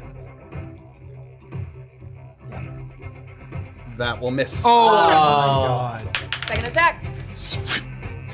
9. 9 to hit. Dodging back and forth. I hate them. Soften him up for me. Not using any of the. Yeah. Fucking Jesus. I guess I'm using a superiority die. I'm gonna need Can't to use it do. on the one you did already. What? I'm saying you can use it on this second attack. Okay. yeah. It's just your other one was a higher Higher. roll. Yeah, that's what I'm. Stupid baby. That was a 9, right? Yeah. Okay, so I'm gonna roll for plus 7, so 16 to That hit. will hit. Thank. Okay. Before, after, and then I just roll normal damage. So that's 5 piercing damage. Okay.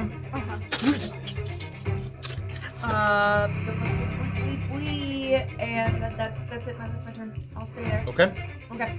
All right, the cold wraith. TC sort of ducks into the shadows, and you're looking kind of out, protecting Doxley, like looking up at the one up on the top, and you just hear.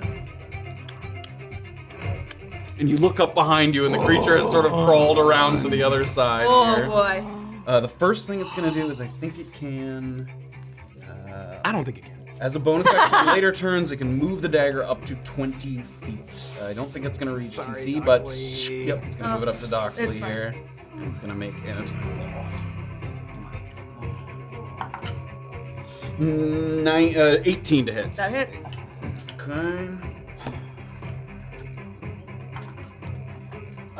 8 force damage. As you feel this piercing sensation, you look back, you expect to see kind of a physical thing, and this kind of glowing globule of sharp energy kind of comes out.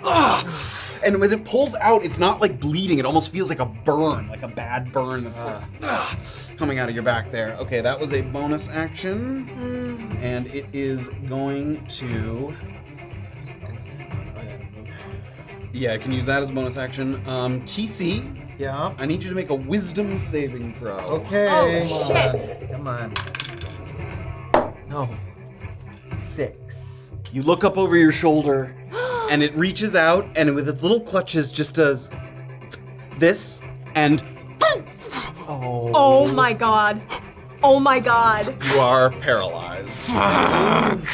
Oh, you just got held.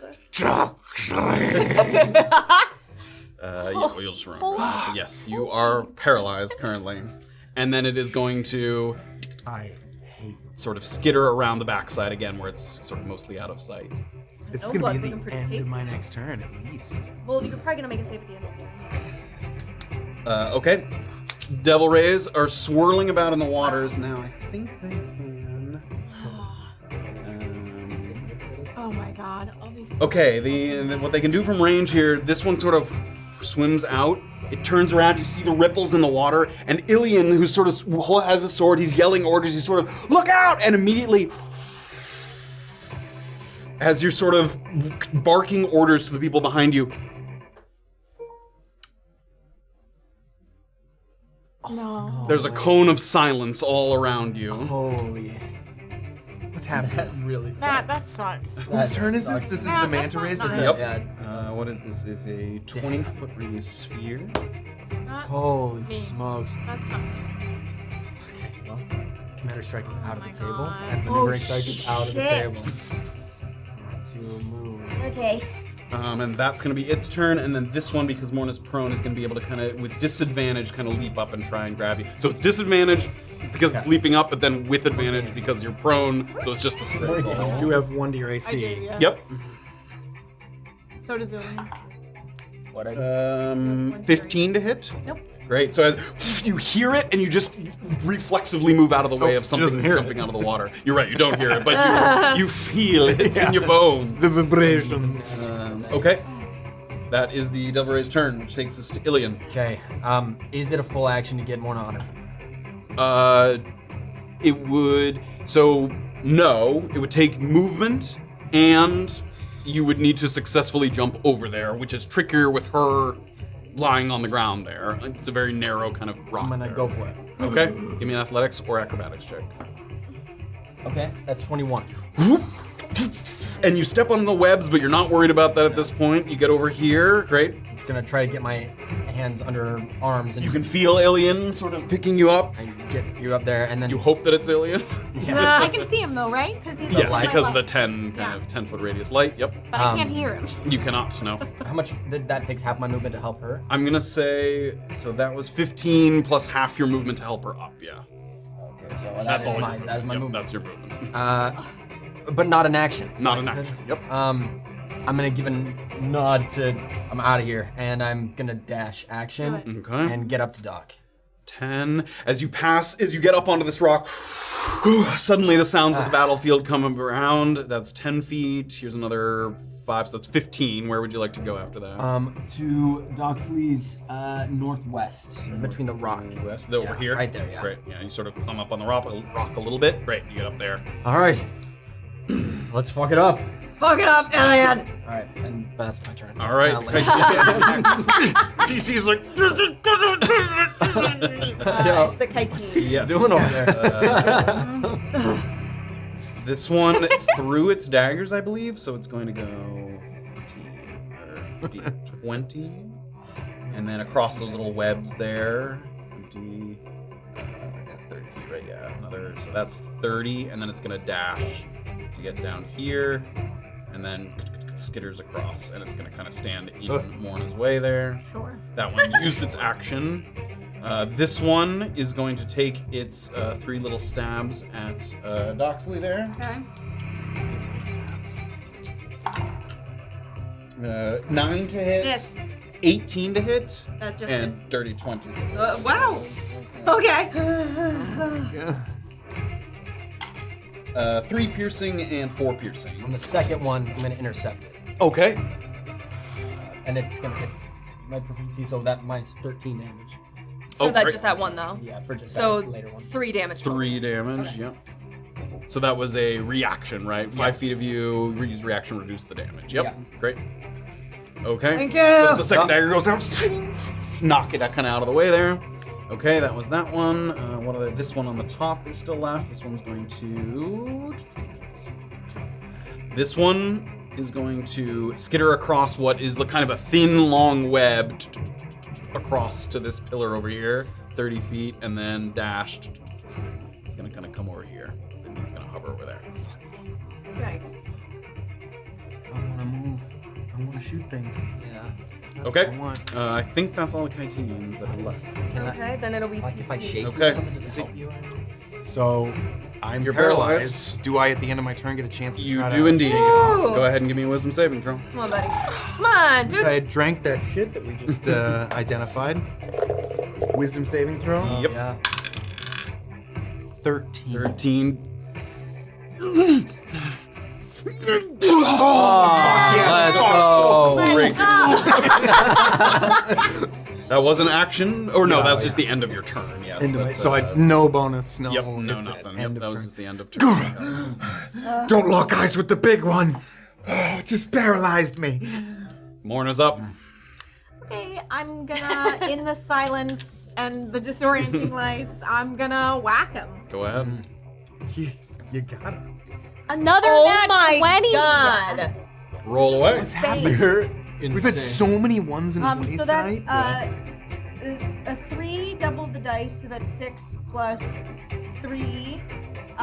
Plus rage. Plus my rage. So so that's 9 plus 2 is 11. 11. Great. Excellent. Job. 11.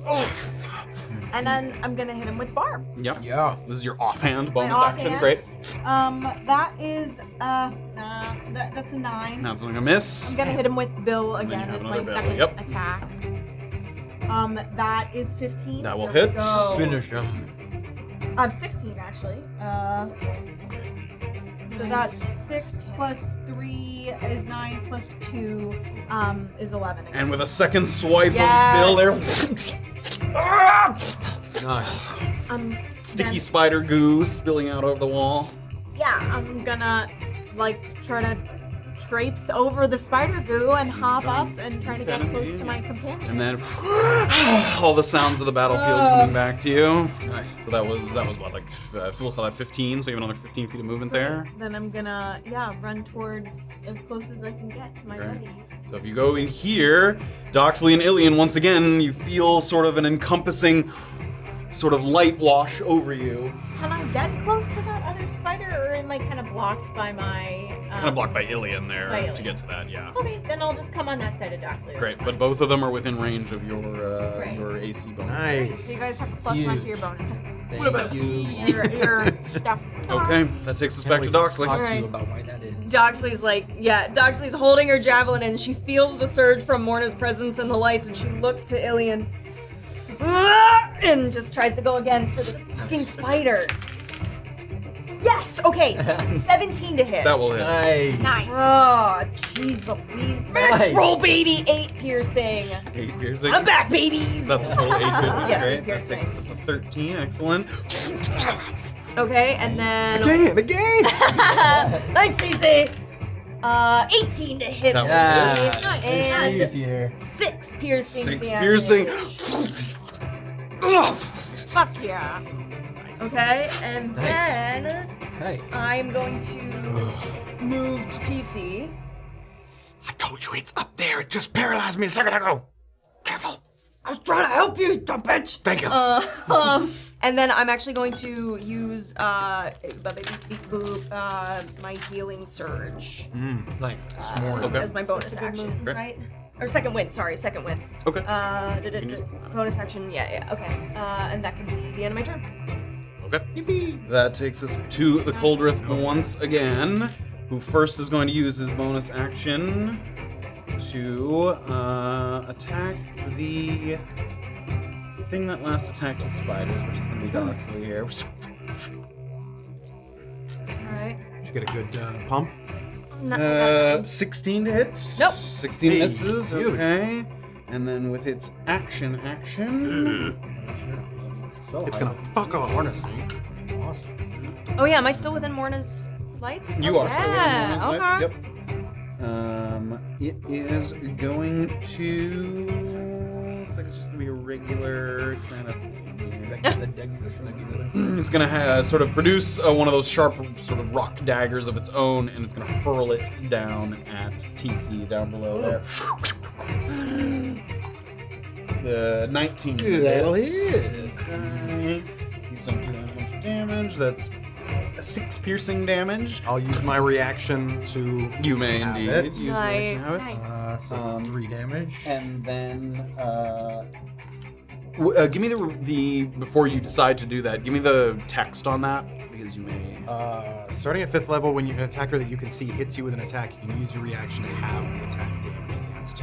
Okay, so In this thing. no, so this dagger also does poison damage. So you can choose to have the poison damage instead, which you may prefer to do.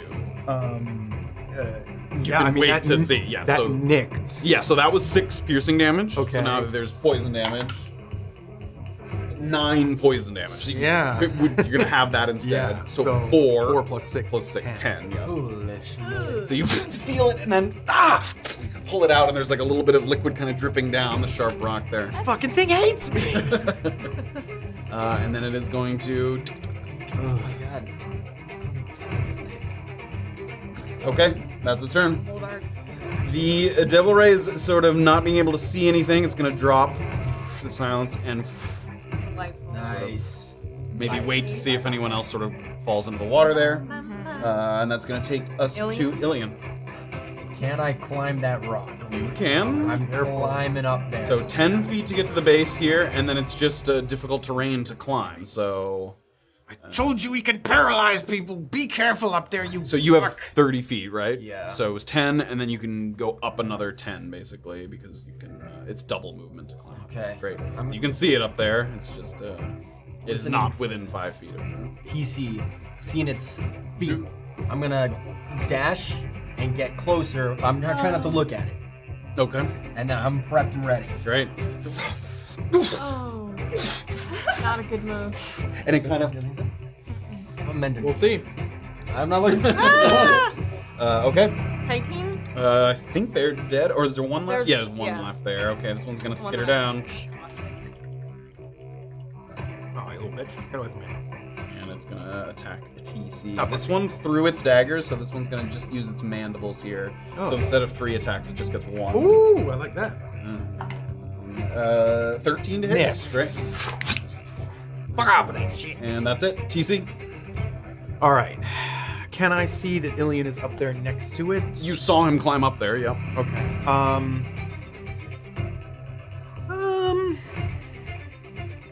Yeah, Cunning Ash can disengage to get away from it, and I'll go 25 feet towards the vantage point if I can. Where do you want to go? Sorry. I guess southwest. Southwest. Because that's I don't want to be climbing out onto the rocks and stuff. Sure. Yeah, 15 I've got feet kind of 15. through. Does that give me? That's like 20 sight? feet because you had to pass through Doxley, which you can do, but it's Okay. So that was 20 feet. And what are you trying to see? I'm trying to see the big guy. I've got 5 more feet of movement. 5 more feet of movement. I mean, he's got 3/4 cover there. That doesn't matter to me. Excellent. Huge. Do I tempt fate? Try -5. Oh, that'd be so cool if you Oh, did it. Anthony? I don't know, do you?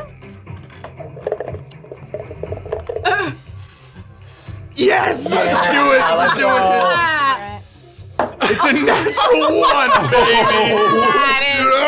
I'm so powerful! The good news is it would have missed Anyway. What do I do? It's like I have a disease. I have a disease inside of me. Classic Canadian. Morna's up. Okay, so I don't have lightning bolt pulled up, but it's just if I can see him, right? He is. Let's pull him. Very close to Ilien. I know, that's why I said no, bad idea. It goes out in a line of 100 feet. Each creature in the line. I mean, if you're sort of guessing at where it is, unfortunately, actually, what it is. Oh, is I can't see it because it's out of my. You're right, and it's also kind of behind cover, so it would have had advantage on a dexterity saving throw. So It's okay. We're collaborating. I'm gonna go by Doxley because I can see that little fucker, yep. and I'm gonna whack that little fucker. great, and indeed whack that guy. That is that's 11. That's gonna miss. First attack. Okay, that is. Is this Barb or This Billigan? is Barb. Great, offhand attack. So that's 18. That will hit. Nice. So that is 8 plus 2 is 10. 10, and that already had 8 on it. That's gonna do it. Yeah, let's go. Give me my javelin. Man, we killed so many of these things.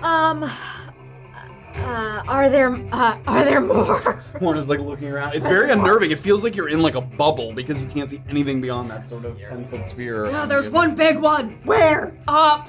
Up by Illien. I'm gonna start climbing that rock. Okay. I have 40 feet of movement. Great, so I'm that gonna was like get up 10 as over high as I there. can. So another 20 basically, so Yeah. I'll say, well, you can kind of get up to this ledge here. Can I move see to him? get to me? Yeah, she did. but it was only Yep, like I 10. counted Oh, that. okay. Yep. Cool. Oh my god. Yeah, you can just start to see him there as you're lighting. Illien is not within your aura, but you can start to see him there. Okay. Cool. Okay. Then yeah, I think that's my Oh yeah. turn. I don't think I can do anything else. You're up, Nothing Doxley. bad could happen. Jeez. Yeah, Is all Illien good, no within bad. my aura? He is not. He's no, not. He is Okay. beyond 10 feet. Right now, nobody is but you. Yep. Sorry. Sorry, team. Jesus. Okay, I'm gonna grab my javelin out of that fucking body. Sure, if I you can. can. Yep. Free. Out of the dead one there. And then can I guess if we're trying to like surround this thing, can I start climbing and go into that little hole that's in that archway there in the center? Like here? Yeah, Yeah, 15 feet, and you're trying to go through it? I guess. Like, Yep, you could. And if I I have to go around that. Oh, okay. You can kind of crawl through it, so we're going to say that that's like 25 God, feet you to guys get are here. insane. Okay. It's not within melee range. But I could throw at it. Yep. I'm gonna, holding onto the rock with her left hand, she's gonna look straight up and just try to shove it up its ass. Go ahead. Okay. Oh no. 14 to hit. It's going to miss. I'm gonna use another superiority die Okay. for precision attack. Okay. And add a fucking d8 plus 5, so 19 to That will hit. hit. Nice. Okay. Nice. First blood on this thing. Max Nice. roll, baby! guy. So, sorry, 10 Guy piercing. is up on the rock, but I'm bringing him out flying so I don't crash the program. How much was the total? 10 piercing. 10, great. He's dead, right? Okay, and 10 then damage, great. second attack, another regular javelin. Great. Still throwing, no. So a total of 12. That's going to miss. One more superiority, my last superiority all die. right. Okay. Let's do it. Huge. 7 plus It was 12. 12. You're at 12, yep. 19 That total. will hit, yep. Okay, great. 9 damage. 9 Great. piercing. Excellent. Nice. Oh. You see the javelins kind of come up from underneath. Are they stuck in him? Yes, they are. Great. Yep. And then I'm going to stay that way. That's the end of my turn. Okay, we'll pass by the devil rays. We're just waiting in the water. Illien, you're up. Oh, is it Wait, not you missed the the cold Choldrith? I mean, I'm fine. Oh, yes. Sorry, I was If looking. he doesn't want to go, that's Yeah. fine. The got only other person stuff on within his mind. 20 feet of this is TC, so he's gonna move it over there.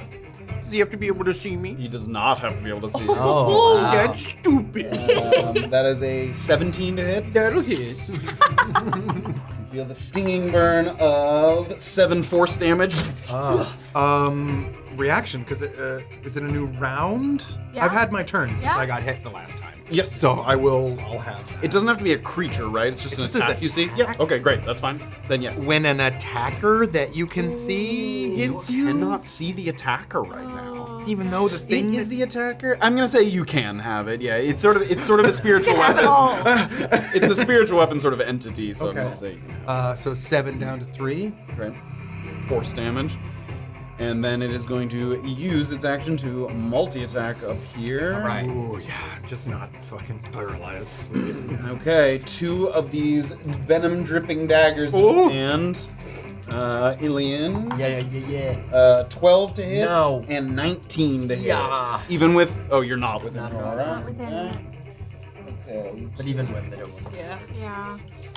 Take 4 piercing, reduced down to 1, and then the poison damage from it as well. 9, 10 poison damage. okay.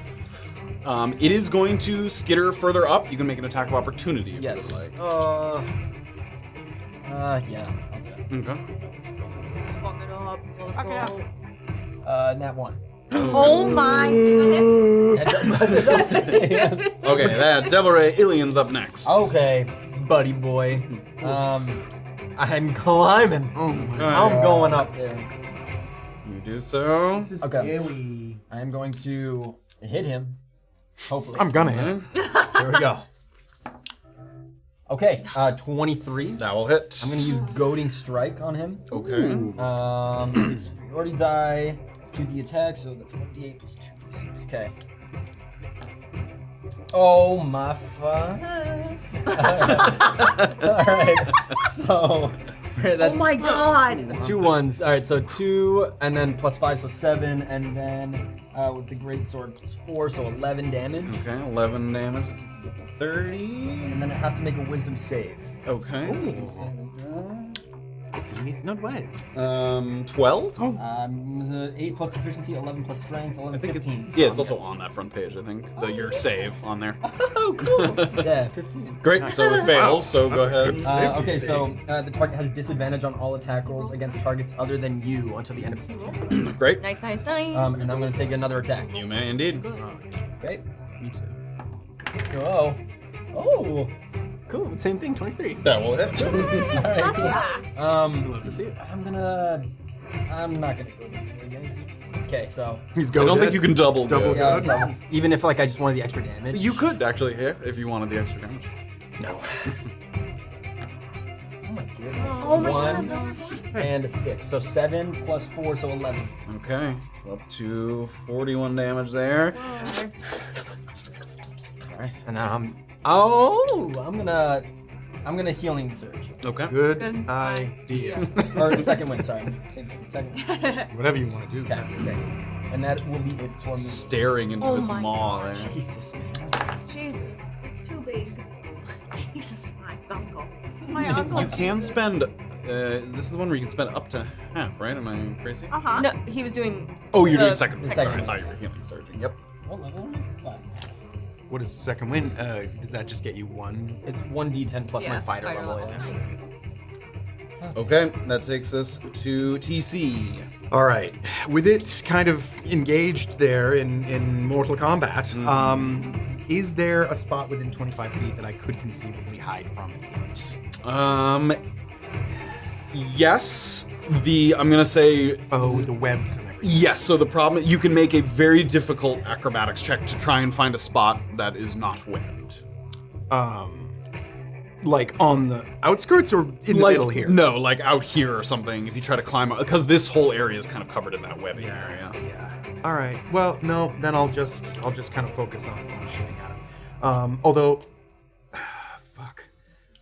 How far are all the edges from me? Like northeast. How far is that edge away from me? That is like about 25 feet. Okay. I would still have sight on him from there. Yeah. I mean, maybe with some cover, but for you it doesn't matter. So yeah. This thing is just fucking following me around no matter what, I guess. Yeah, what I don't know about that what you- about if I kind of went off to where Morna last fell? Is that a spot that I could Like over here? Yeah, if I went down there, could I conceivably hide? Again, those things had webs Still on them, so webs? similar Okay. kind of thing. It's possible, but difficult. All right, fuck it. I'm going for a shot here. Okay. Let's great. go. You have to do I have to do it. I'm gonna do it. I'm Yeah, gonna do it. that's it. 15 to hit. That hits. So I get the sneak attack because it's next to him, and we add 10. Yes. So. Oh my god. So 4d6 plus 14 right now. Okay. 10, 16 plus, what did I say? 16 plus 14 is 30 damage. 30 damage. Go ahead. Light it up here. There's this little dagger floating and flitting around in TC's face, and he's whacking it away and sees Illien. Illien, you're about to fucking, what the fuck are you fucking idiot? And just threads the needle up into its abdomen. Ooh, nice. And Hold just on to as- something. Just as silently as it kind of skitters around, it just. Javelins. Yeah. We'll say you're able to sort of grab those before. You can see it starting to fall, and you pull them out, and then it disappears into the fog. And there's like almost an impossibly light, like, hits the water. And after that, you actually see some ripples in the water, those of you who have dark vision, and the little sort of devil rays are coming up, and they're sort of nibbling on the spider, sort of pulling it down into the water. That thing next to me goes out, yes? Yep. Okay, I'm gonna immediately light a torch because I know that Morna's has gone out. Everyone, All right. gathered back down on the fucking ground. Come off that slippery shit. I will climb down. I will too. Indeed. Monitor's back off if you don't. I'm going to use healing surge. Okay. I will also healing surge, and I will also do my thing. Just like, and also she's like close to tears. She's just like, oh my god. So she's down on the ground, just sort of healing surged. I will also healing surge because it's the thing to do. We can use up to half.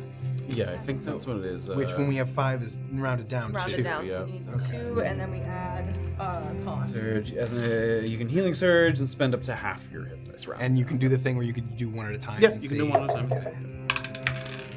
Oh my That's a God. 1. That's a 2. Okay, I'm happy. I'm happy. That's a 2. I rolled a 1 and a 2. Wow.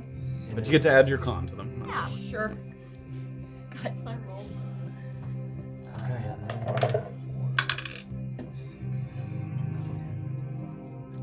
Okay. All right. We're all okay. Yes. Morna, are you okay? She's fine. Let's keep going on your quest. Okay. I'll come over and give maybe if I see tears, I'll take off the goggles and put them on her to kind of cover up and hold the torch. Come on. All right. You okay? Yeah, I'm fine. You're good. I'm good. All right. I'm heading back the way we came. Or back the way that I came. That was good. Good job. All right, everybody. You know what, Yarpaya? I don't know that I really did. there were spiders down there. That's cool. All right. You forge on ahead. You reach the platform, no longer having to sort of worry too much about the webbing here, at least in this area. You reach the platform where that hooded figure that you spotted once stood. And there's a moment that when you get there of kind of incredulity, like disbelief, as you look around and see nothing. It's like the platform you just came from. There's no passage, there's no stepping stone to another chamber. Nowhere that the cloaked entity could possibly be hiding unless they plunged into the gloomy depths of the water. And since you first spotted the figure, you haven't heard any kind of splash or sound of someone going into the water. The only thing that's new here is the abundance of some eggs tucked away in cracks and crevices. They look like chitines and coldriths waiting to maybe hatch one day, become horrifying little cave dwellers themselves. There's something that you're missing here. You can feel it. Something magical or otherwise, and something... Invisibility isn't out of the question. You certainly see some magic in the past couple days, but the way that you saw the cloaked figure sort of turn and move as opposed to like vanish just makes you think that there's some part of this you haven't figured out yet, something that you're missing. I want to go stand exactly where I saw the person, and if I turn the same direction they did, the rocks don't align in a certain way because from where they were that I see some sort of message or some sort of anything. They don't. Give me an investigation check with advantage, given that you were able to spot it and know exactly in which direction that it turned. Investigation. It's gonna be a 9. 9. Illien looks like he's having trouble maybe locating what he's looking for. What You is guys it? reach the other platform there. What are you looking for, Illien? I don't know. I know I saw someone here. Can I look around in the stone and see if I see anything stone-wise? Give me an investigation check. I'll look for hidden doors. Give me an investigation check. With advantage. Are you only looking for hidden doors? Yeah. Okay, then you can make it with advantage. Hidden Yes. hatches or doors, yeah. You may indeed make it with That's an 8. advantage. Okay. So you can look as well. Everybody can help Illien with this. Yep, investigation. Where did you see this figure? Right here. 21.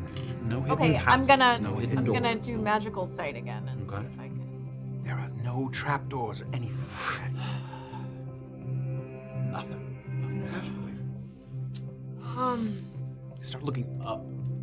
Knowing that he probably shares some similarities with Kayt and being a wood elf, can I feel around the rocks and see if he's somehow camouflaging with the environment? Investigation check. Drama. That's a big assumption He fucking said it. What am I doing? I'm sorry. What was an assumption? that it's Ramo. Oh, yes. I mean, make an investigation check. Yes, you are making an assumption. Nice. -2. 16. 16. Doxley pokes around kind of the northwest edge of the rocks where some of those pillars are. And you step down, again, it sort of rises up and goes down. Sometimes you're 4 or 5 feet from the water. Sometimes you're very close. You're 1 foot less from the water. Sometimes if you step, you can feel the water just sort of lapping at the bottom of your boot. And you step down onto a little kind of platform below just to see if there's any ledge that he might be sort of hiding behind or obscuring himself. And you don't find a person, but what you see when you step down is it looks like there's something, there's the surface of the water and then maybe like 1.5 feet of that fog. And when you step down, you're able to see that in the fog, there's like a long strand or something. And you reach down, and you pull it, and there's a rope there. And it's like a very taut rope. It's not loose in the water. You feel the rope there. Push the fog around. You look down below. There's a second rope. Both of these ropes are anchored into the rock with a kind of like metal spike, like an iron spike, so they're firmly affixed into the rock. Mm-hmm. The top rope is very taut, like if you feel it, it has very little give, and the bottom rope is sort of slackened a bit, like you could pull it if you wanted to. So you have those 2 ropes, one in each hand. Over her shoulder. Illien. Yeah. Here. Okay. I'll rush over. What do you see? Before I start pulling on this, what do you make of it? Some kind of. I'm gonna do a small tug on the loose one. Bottom rope. And does the Pull. top rope move Has, at all? the top rope does not move at all, but you pull, and it has a little bit of resistance, but it does pull. You're able to pull that bottom rope. I thought maybe it was some kind of pulley to bring something, but I'm not feeling anything on this one. Go ahead and do it again. all right, I'm gonna pull a little harder. Something tied to it, maybe. How many times do you pull? There's something on the other end there. I think I'm gonna keep pulling, dog. Make our way over to them because they've on to something, yeah. Holding the... After a few more pulls, you start to hear like a... There's some kind of a boat or something on the other end of that. And coming out of the fog is a little sort of rectangular flat raft. And you can see that in the middle of the raft, there's like a little loop of rope that goes up and is looped around the top rope so as to keep it kind of from going off track. So as you pull, it kind of...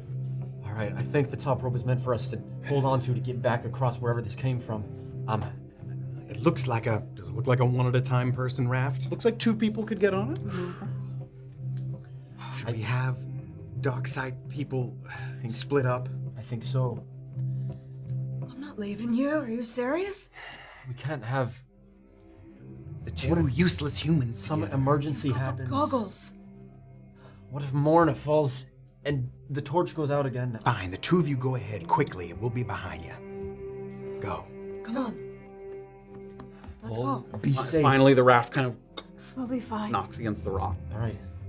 I'll give TC one of the basilisk urines. Like, if you really start to feel self-conscious. Okay. I'll Ready? take a swig. Exactly. Come on. Yeah. Hop on. Yeah, I'm here. Hop in.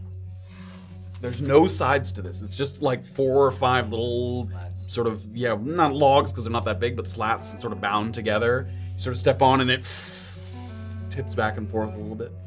I'm gonna slowly start pulling us through. Doxley, you get on as well? Yeah. And I'll have a javelin drawn like over his shoulder, just waiting. Keep one arm on my shoulder. Stay. Illien's got the top rope. He looks back at TC and Morna, sort of on the shore there. Be quick about it. Yeah. Hold the top rope. I'll shake as much as I can. That'll mean pull the boat back and you Ready come to across. come back. All right. All right. All right. I'm gonna start my way across.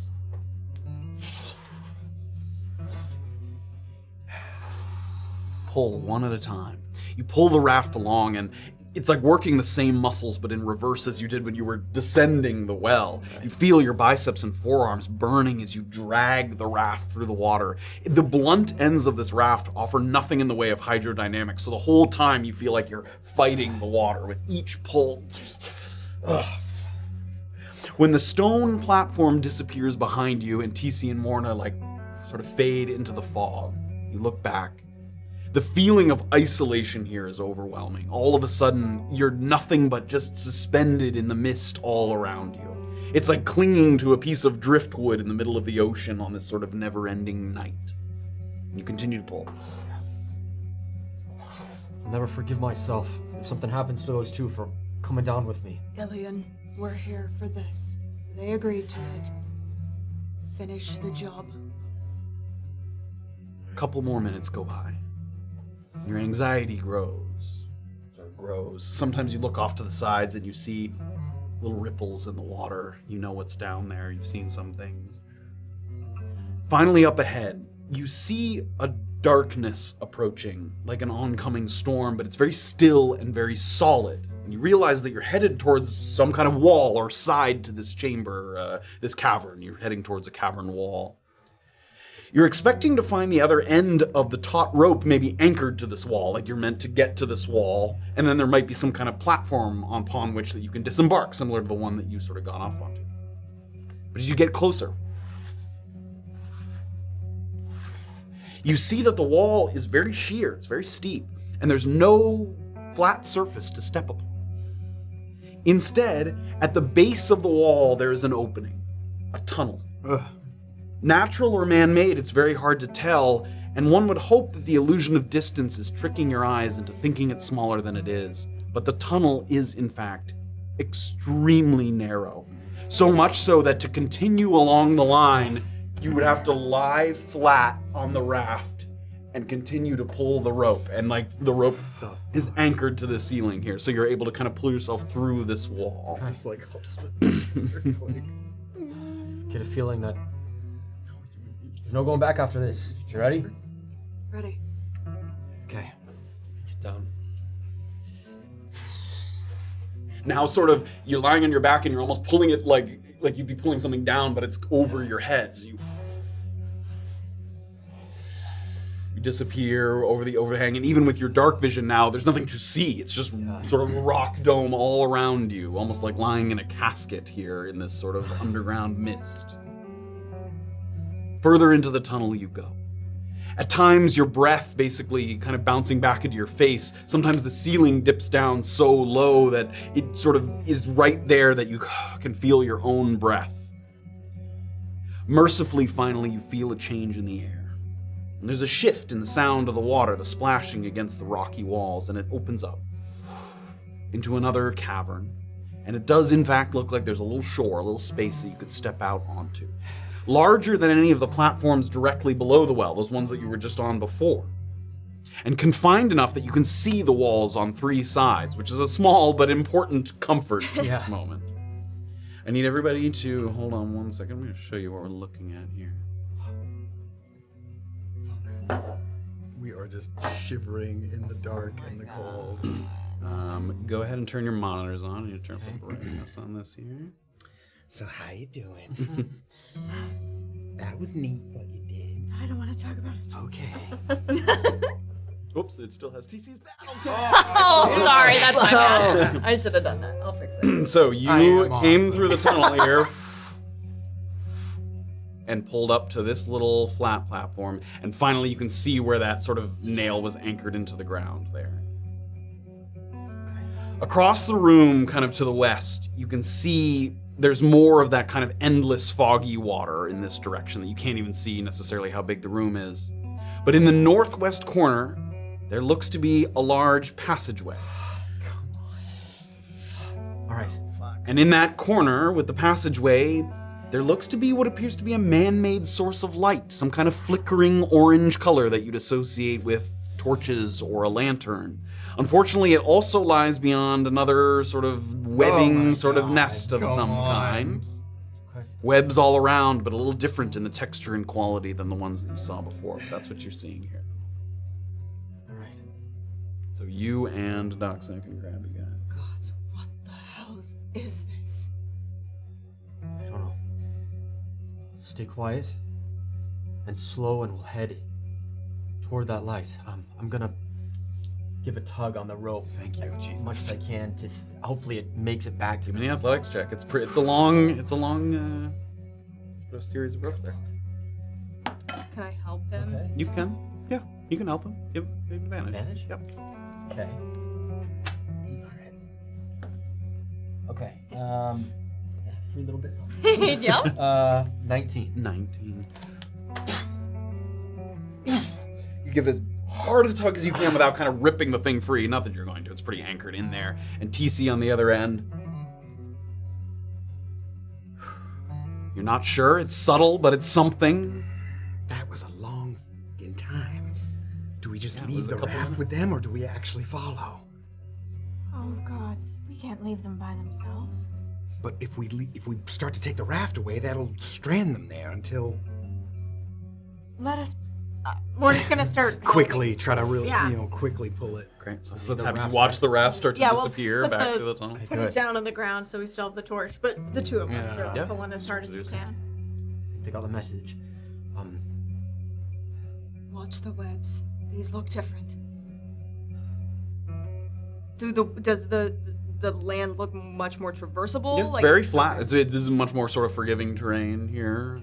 But the spider webs, like, can we avoid those pretty easily? They're pretty concentrated Okay. kind of over here by that sort of a nest Like or skipping sort through it. of, you know. I think, unless if we hear another noise of something like those creatures, maybe we pause and wait for Morna and TC.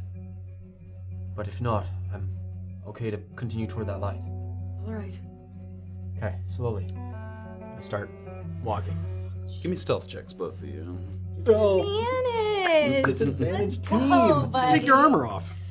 Yeah. Okay. Let me guess. That was a 19 A and 19? 2. And an 8 for me, so So a 7. 9. As you're moving across the terrain here, something sort of just flickers in the shadows. And something emerges from that sort of recessed area over by the wall there. And immediately as it does, the two of you clock that movement, and both of you kind of sort of dash around this little pillar here, the closest possible sort of object you can find. And as you peek around this pillar, what emerges is this kind of all-white monstrosity that takes the shape of a very large scorpion, like a porcelain scorpion. You recognize this creature. It's not something that you're unfamiliar with. It's a common bane of spelunkers and explorers. It's called a cave fisher. And it's like a scorpion that spews a kind of adhesive filament from its maw, and it'll stick to you, and then it sucks and it pulls whatever creature that it's stuck to the sort of sticky substance in toward itself. So it kind of emerges. Unfortunately, we don't have the real one, but this. Oh. Yeah, make it nice and big, man. So there's a sort of kind of scorpion creature that's over here in the shadows, and it didn't seem to notice you yet, but you see it kind of moving across the webbing there in this area. Do I know if this creature would possibly have an aversion to basilisk urine? Possible. Basilisks are more fearsome than Okay. cave fishers. And if we were to put this on our bodies, is that in any way more effective than putting it in an area? That might still work, but that's actually probably less effective. Okay. If it can sense the basilisk smell, but can see that the smell is clearly not coming from a basilisk, that would conflict. Okay. So the better choice is for it to smell the smell and not be able to locate the creature, because then it can think that it's somewhere. Oh, there we go. Okay. She's gonna take out her jar of urine. Do you have that? I had 2. Oh, you I have bought 2? 2. Great. Yeah. So much urine. That's why your stealth failed. You're like, Just full of urine. Sloshy tummy. Sloshing around. And like as quietly as she can, she's just gonna uncork it. And like how much of a perfume does this have? If I put it where we are, is that enough to reach where this creature even is? you could do that. You'd probably want to lure it a little closer. It might not. I mean, the cavern has kind of a, sort of watery scent to it. There's not no smell in here because it's sort of an enclosed space. Okay. You can see it. It hasn't sort of noticed you, but you can see shadows kind of. Maybe douse it on the far end of this rock, and when we get low, and try to draw small attention for it to wander this way. All right. Okay. I'm gonna quietly as I can kind of trickles down the rock. And it has a very sort of metallic smell to it, a very potent metallic smell. I'm gonna find a decent sized rock if there's something around that I can there's find. stone. There's like chunks of stone around. And I'm just gonna heave it a small distance, maybe like try around 5 feet west of the pillar we're Like over here? Or no, North here. This is north. North. Oh yeah, that is north. Yeah, north. You just like what? Sure. Yeah. Give me a athletics check. I throw it west. I don't care. Ian's like, I only go west. Throw west. Dirty He's like 20. Zoolander. And immediately, And I'm low. you guys kind of circle back around the opposite way. Kind of gets closer. And as it does,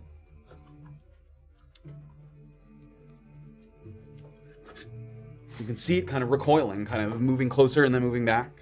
I need both of you to give me stealth with advantage. Okay, So it's normal. Oh yeah, just Even normal. Oh my god, please. All right. Got it.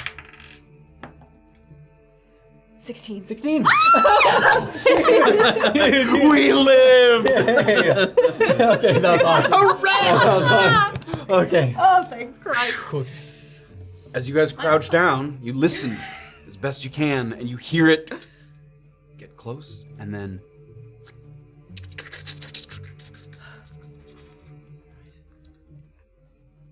kind of retreat. And those are the sounds of its little sort of skittering footsteps get quieter and quieter as it moves away. TC and Morna, pivot over. Oh my god. Finally, the raft comes in. Yeah, 16.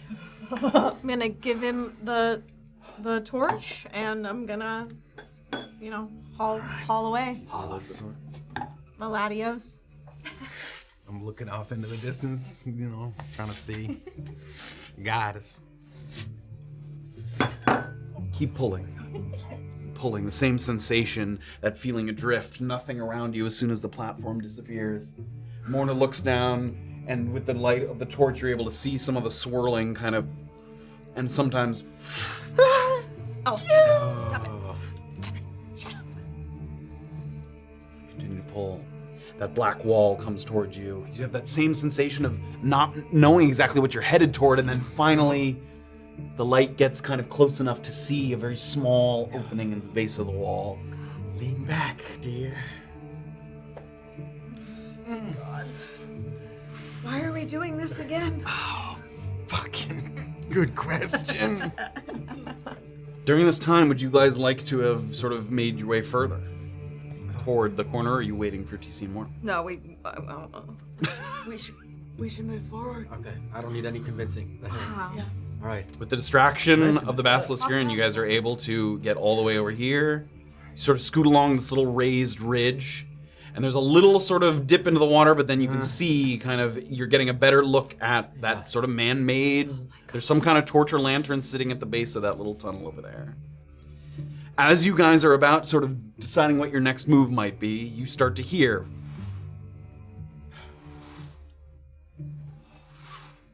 And slowly, TC and Morna get to this spot here. I'm taking a curse, trying to see if I see them anywhere. Any evidence of them? They are too far for the goggles. That's more than 60 feet. But you get to the platform. They must have moved. They must have moved on. How much, could we hear that? You can hear the raft going like. Okay. So you can definitely hear that someone is coming through the tunnel there. We can see the webs, right? So You can, just yep. quietly be like, let's move around the webs and start walking. Did my olfactory sense? Yes, indeed. I would say that when she handed it to you, maybe you gave it a little sniff, and you sort of checked to make sure that the jar didn't leak or spill. But you don't. You can smell that. They've utilized the urine. Oh God. Okay. I'm gonna walk back toward where the raft is a little bit. I'm first saying, Where are you going? it's right there, but if we can show TC and Morna the way, they can meet up. I don't want anything to happen to them. Illien, this is your mission. As much as it is, it's not worth losing the two of them. I'm gonna go back. A little bit. I mean, can I get an idea of where the urine is and try to stay? You can see where it smells strongest, yeah. And, I mean, if there's a bunch of webs on our right and urine right in front of us, Yep. skirt to the far, Both of you give me stealth checks with south. advantage with the help of the urine, sort of keeping it off your trail. Okay, advantage. 25. 16. 16. Finally, you guys get within, how far are you now? Yeah, 50 feet, and you can see them circling around that pillar, and you guys catch sight of each other. Morna can't see them because the light of the torch isn't reaching that far, but, or no, you have the I had the goggle, so goggle. TC can't see it. Yeah. Hit these in front of us. All right. Illien. I'm gonna make a and then point in the direction of like where we saw the scorpion thing. Just gonna be like, and be like, he's close. Okay. And sort of, walk I'll close. turn and go back to Doc. Finally get to this ridge. This is like tall enough that you can kind of crouch behind it, and then the three of you make your way back, so you're kind of at the ledge. I'm gonna move forward. Okay. Give it a second. Just to myself. Try to, if I can. Do you want to go alone for now? Ahead. No.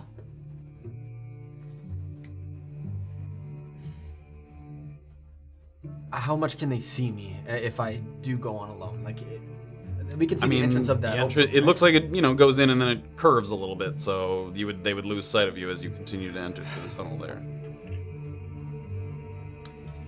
Follow. Let's just follow.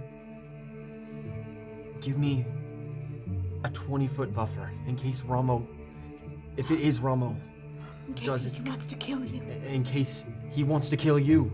Gods. Go, Illien. Okay, I'm gonna start. Keep our distance. Let's go start. You get to about here, you kind of step over the rock there, and you look off to your right, and you can indeed see the creature kind of in its den there. And at this moment, you think, you could try and just sneak by it all on your own, or some kind of distraction to get it away, because it does have, if it were to turn, it has a pretty clean line of sight there. So you could either attempt to just sort of skitter by, or make some kind of distraction attempt in the other direction. Doc, can You can whisper. She can get as close as possible, and you can whisper to her. it has a chance of seeing me? Could you throw something back to where we came? So I have a clear shot. All right. Give Wait me till you hear it. Okay. All right. I'm gonna go Along that little ridge there. Find another decent chunk of rock and throw it as far, I guess, east as I can. Okay. Give me an athletics check. 13. And immediately, Illien, who's peeking around the corner, you see. I go.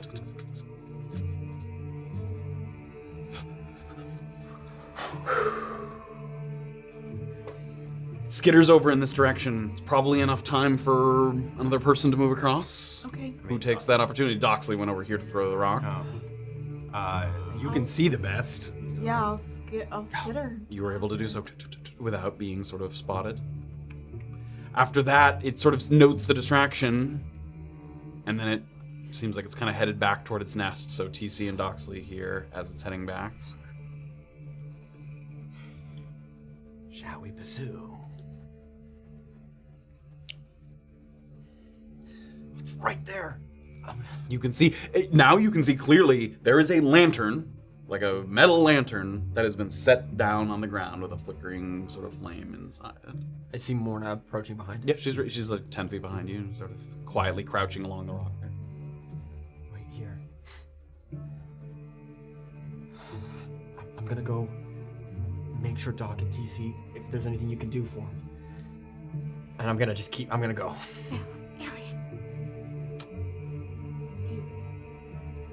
Just wait here. Okay. You wait there. Okay. Illien continues on ahead. Folks are asking if they're supposed to be able to see a map. Oh yeah, sorry. I've been putting it off and on. I mean, it's not a battle map, just sort of seeing what we're seeing. It's for us. You can see it a little. Compared to kind of bobbing through the watery abyss, this passageway, which you can stand fully upright inside with some room to spare, feels like a very relaxing stroll compared to kind of what you just experienced. Though it doesn't dampen this kind of gnawing feeling that there's something yet to come, something portentous, something sinister maybe. The tunnel curves off to the right. You give one last look back to Morna over your shoulder, and then you turn and disappear into the cave. The tunnel curves and then straightens out. There's a little bit of a walk. Sort of looking around. There's enough room to walk, but the ceiling, you could probably reach up and touch the ceiling. It's not that, wide. Continue to move, and maybe 50 feet ahead of you, your dark vision allowing you to see that far, it looks like the tunnel sort of gets a little smaller, kind of contracting a little bit, and then at the end, there's an opening. Maybe slightly smaller than a regular door. You wouldn't have to crawl through it, but you just might have to crouch through it, like a little overhang almost. You have visions of kind of another suffocating stretch of exploration, like when you were pulling yourself through a tunnel. It doesn't seem quite that bad. But when you sort of take a few more steps, it does seem like you're gonna sort of duck into maybe some other room at the end of this passage. I'm gonna stop for a second and look back and wait 10 seconds or 15 seconds, and hopefully I see Doc in a moment. And then look back toward the opening, weighing if anything happened to Doc.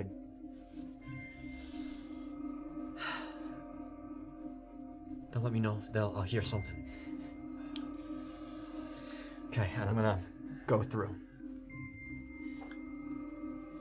It gets a little smaller and a little smaller. You start to hunch a little bit, and then you get up to that little sort of overhang that you're gonna have to kind of duck under. Okay. You get to that point. And this passage, once you go under, you're worried that it's gonna get smaller and smaller and you're gonna have to start crawling, but instead it kind of opens up a little bit.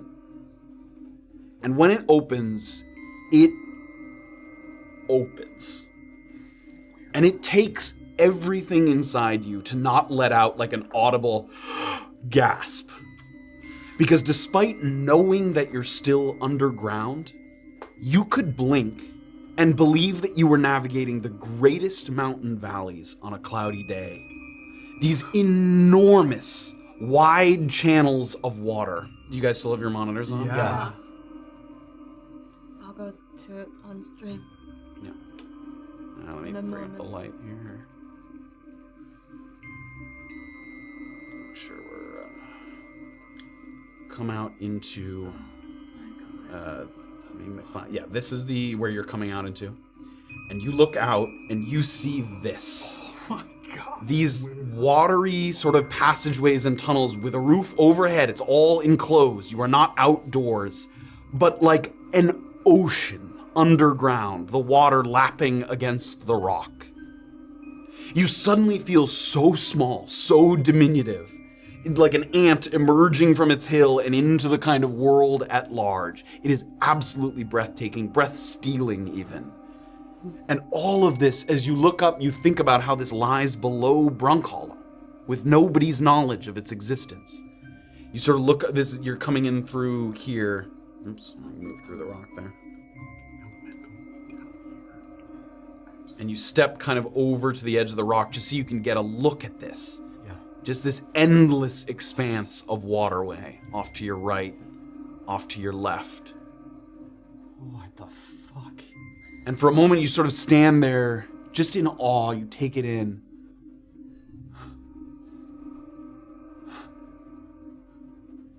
You look over to your right where there is something man-made. A platform of some kind. Podiums, ropes, and pillars. This sort of slatted surface here that you could stand atop, but almost like you'd see at a dock, like at some harbor, like grating, like you could stand on it, but it's to allow the flow of the tides to not sort of break the dock by allowing water to kind of come up through it. So you see this kind of grated area in the center. So as you're coming in through, that's what you see. You see that platform and then this massive expanse extending out to your left in multiple directions. You see this area that these channels, you could sail a galleon through these if you had a way of getting it down here. It's big enough for a ship of that size to navigate these tunnels. I'm gonna slowly start making my way to those steps and keeping an extra look about for any figure or anything. Fighting back the urge to ask if anyone's there. Give me a perception check.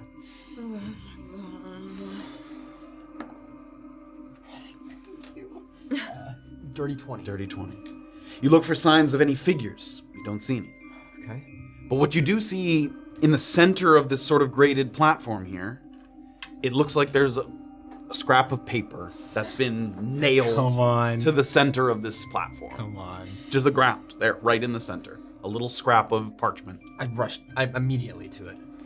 Sort of give a look down to make sure that if you step on this platform, it's not going to kind of give or something. You sort of give it. It seems sturdy. Step forward. Pick it up off the ground. And all it says on it is, "Are you ready?"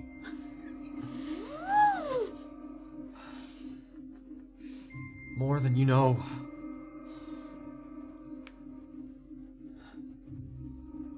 I'm ready. It's kind of a long silence.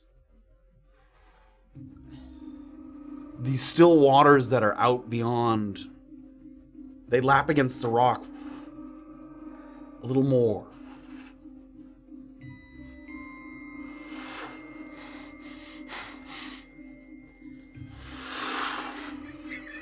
Where you're standing here with the grating beneath you, as the water continues to rock back and forth, it's lapping at your calves and the backs of your legs as the water.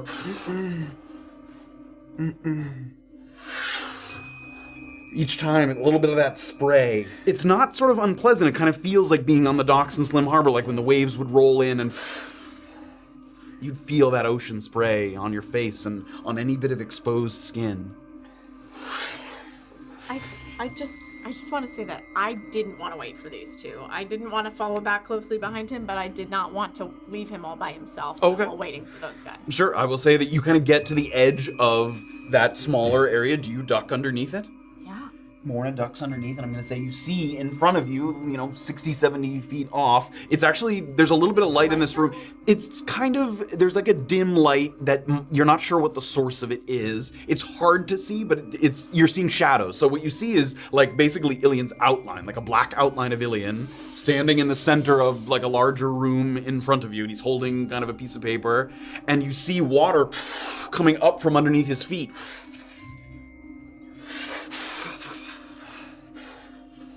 Illien, give me another perception check. Oh my god. Standing here on this platform. Look, 18. You're 18. You're standing here looking out toward the abyss there. So you're seeing him from the side. Yeah. You're kind of seeing his shoulder. I'm gonna, I'm not trying to, I'm gonna creep. Creeping a little bit closer. In the distance, with some of this dim light, you see something on the surface of the water. Something dark, kind of slowly floating on the water's surface. And it seems like each time it kind of inches closer is when another spray of water comes up. I'm gonna take a step forward toward it. Are you staying on that grating though, or are you coming off that? Does it...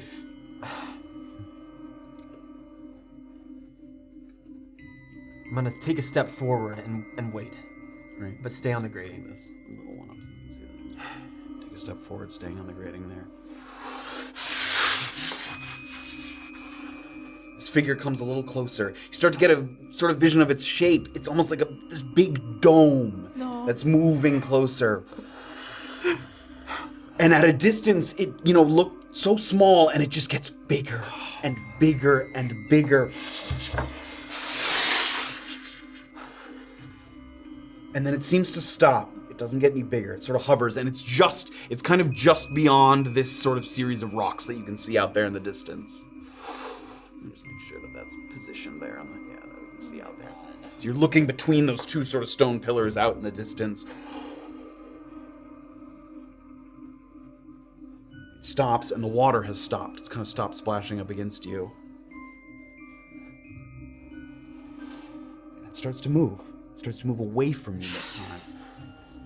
It gets a little bit smaller. A little bit smaller. Wait! You can feel the waves just because the water is getting pushed again. I take a step forward. Take a step forward. What am I supposed to do? I take 5 steps forward, up to the edge. You can take a step all the way up to the edge now. You're sort of looking off into the distance, and it gets smaller and smaller. Can I tell how deep the water is? No, but it looks very deep. I mean, it looks certainly, if you were just guessing, you're kind of here right on the edge of this rock, looking off in the distance, and it... In Aquan, I want to say, please, I am here and I'm ready. Just give me something, anything.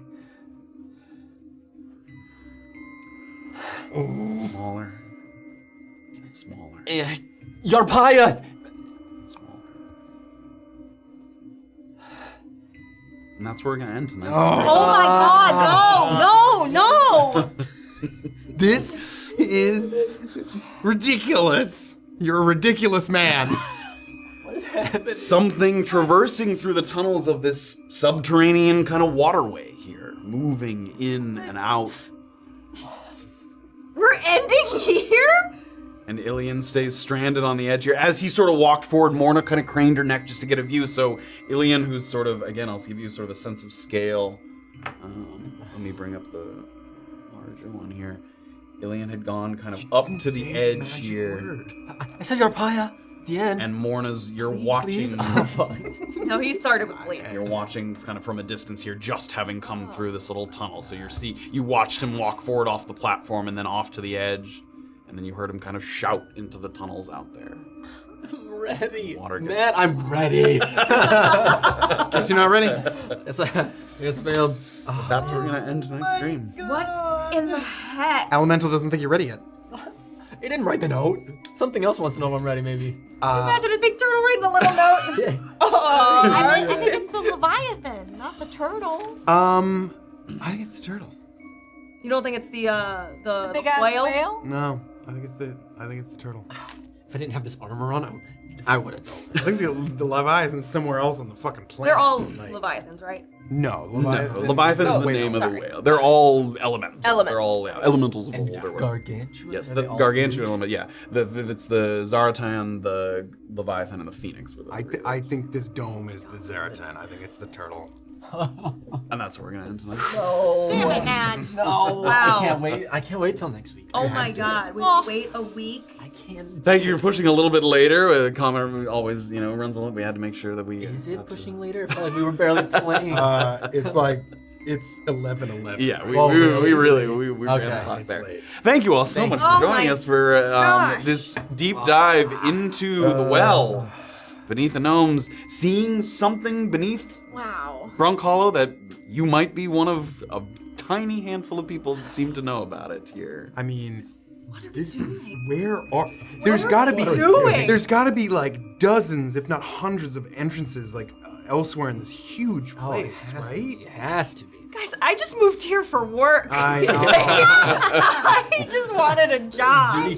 I just moved here for revenge. What the fuck? I'm just here to make friends. Shut up. Yeah, Shut your damn mouth. Wow. Oh Holy my fuck. god, what in the world is happening? Well, So Morna getting a little. I'm not gonna be here next. Oh, I know. Yes, we are gonna have to walk Morna back. We will not have Deirdre here next week, which we say is sad. back after yes, we'll be back after that.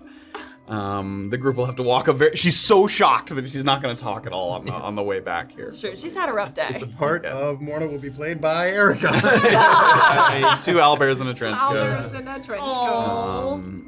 And we will have Erica back next week, along with a little guest, and then we'll pick it up there. Cool.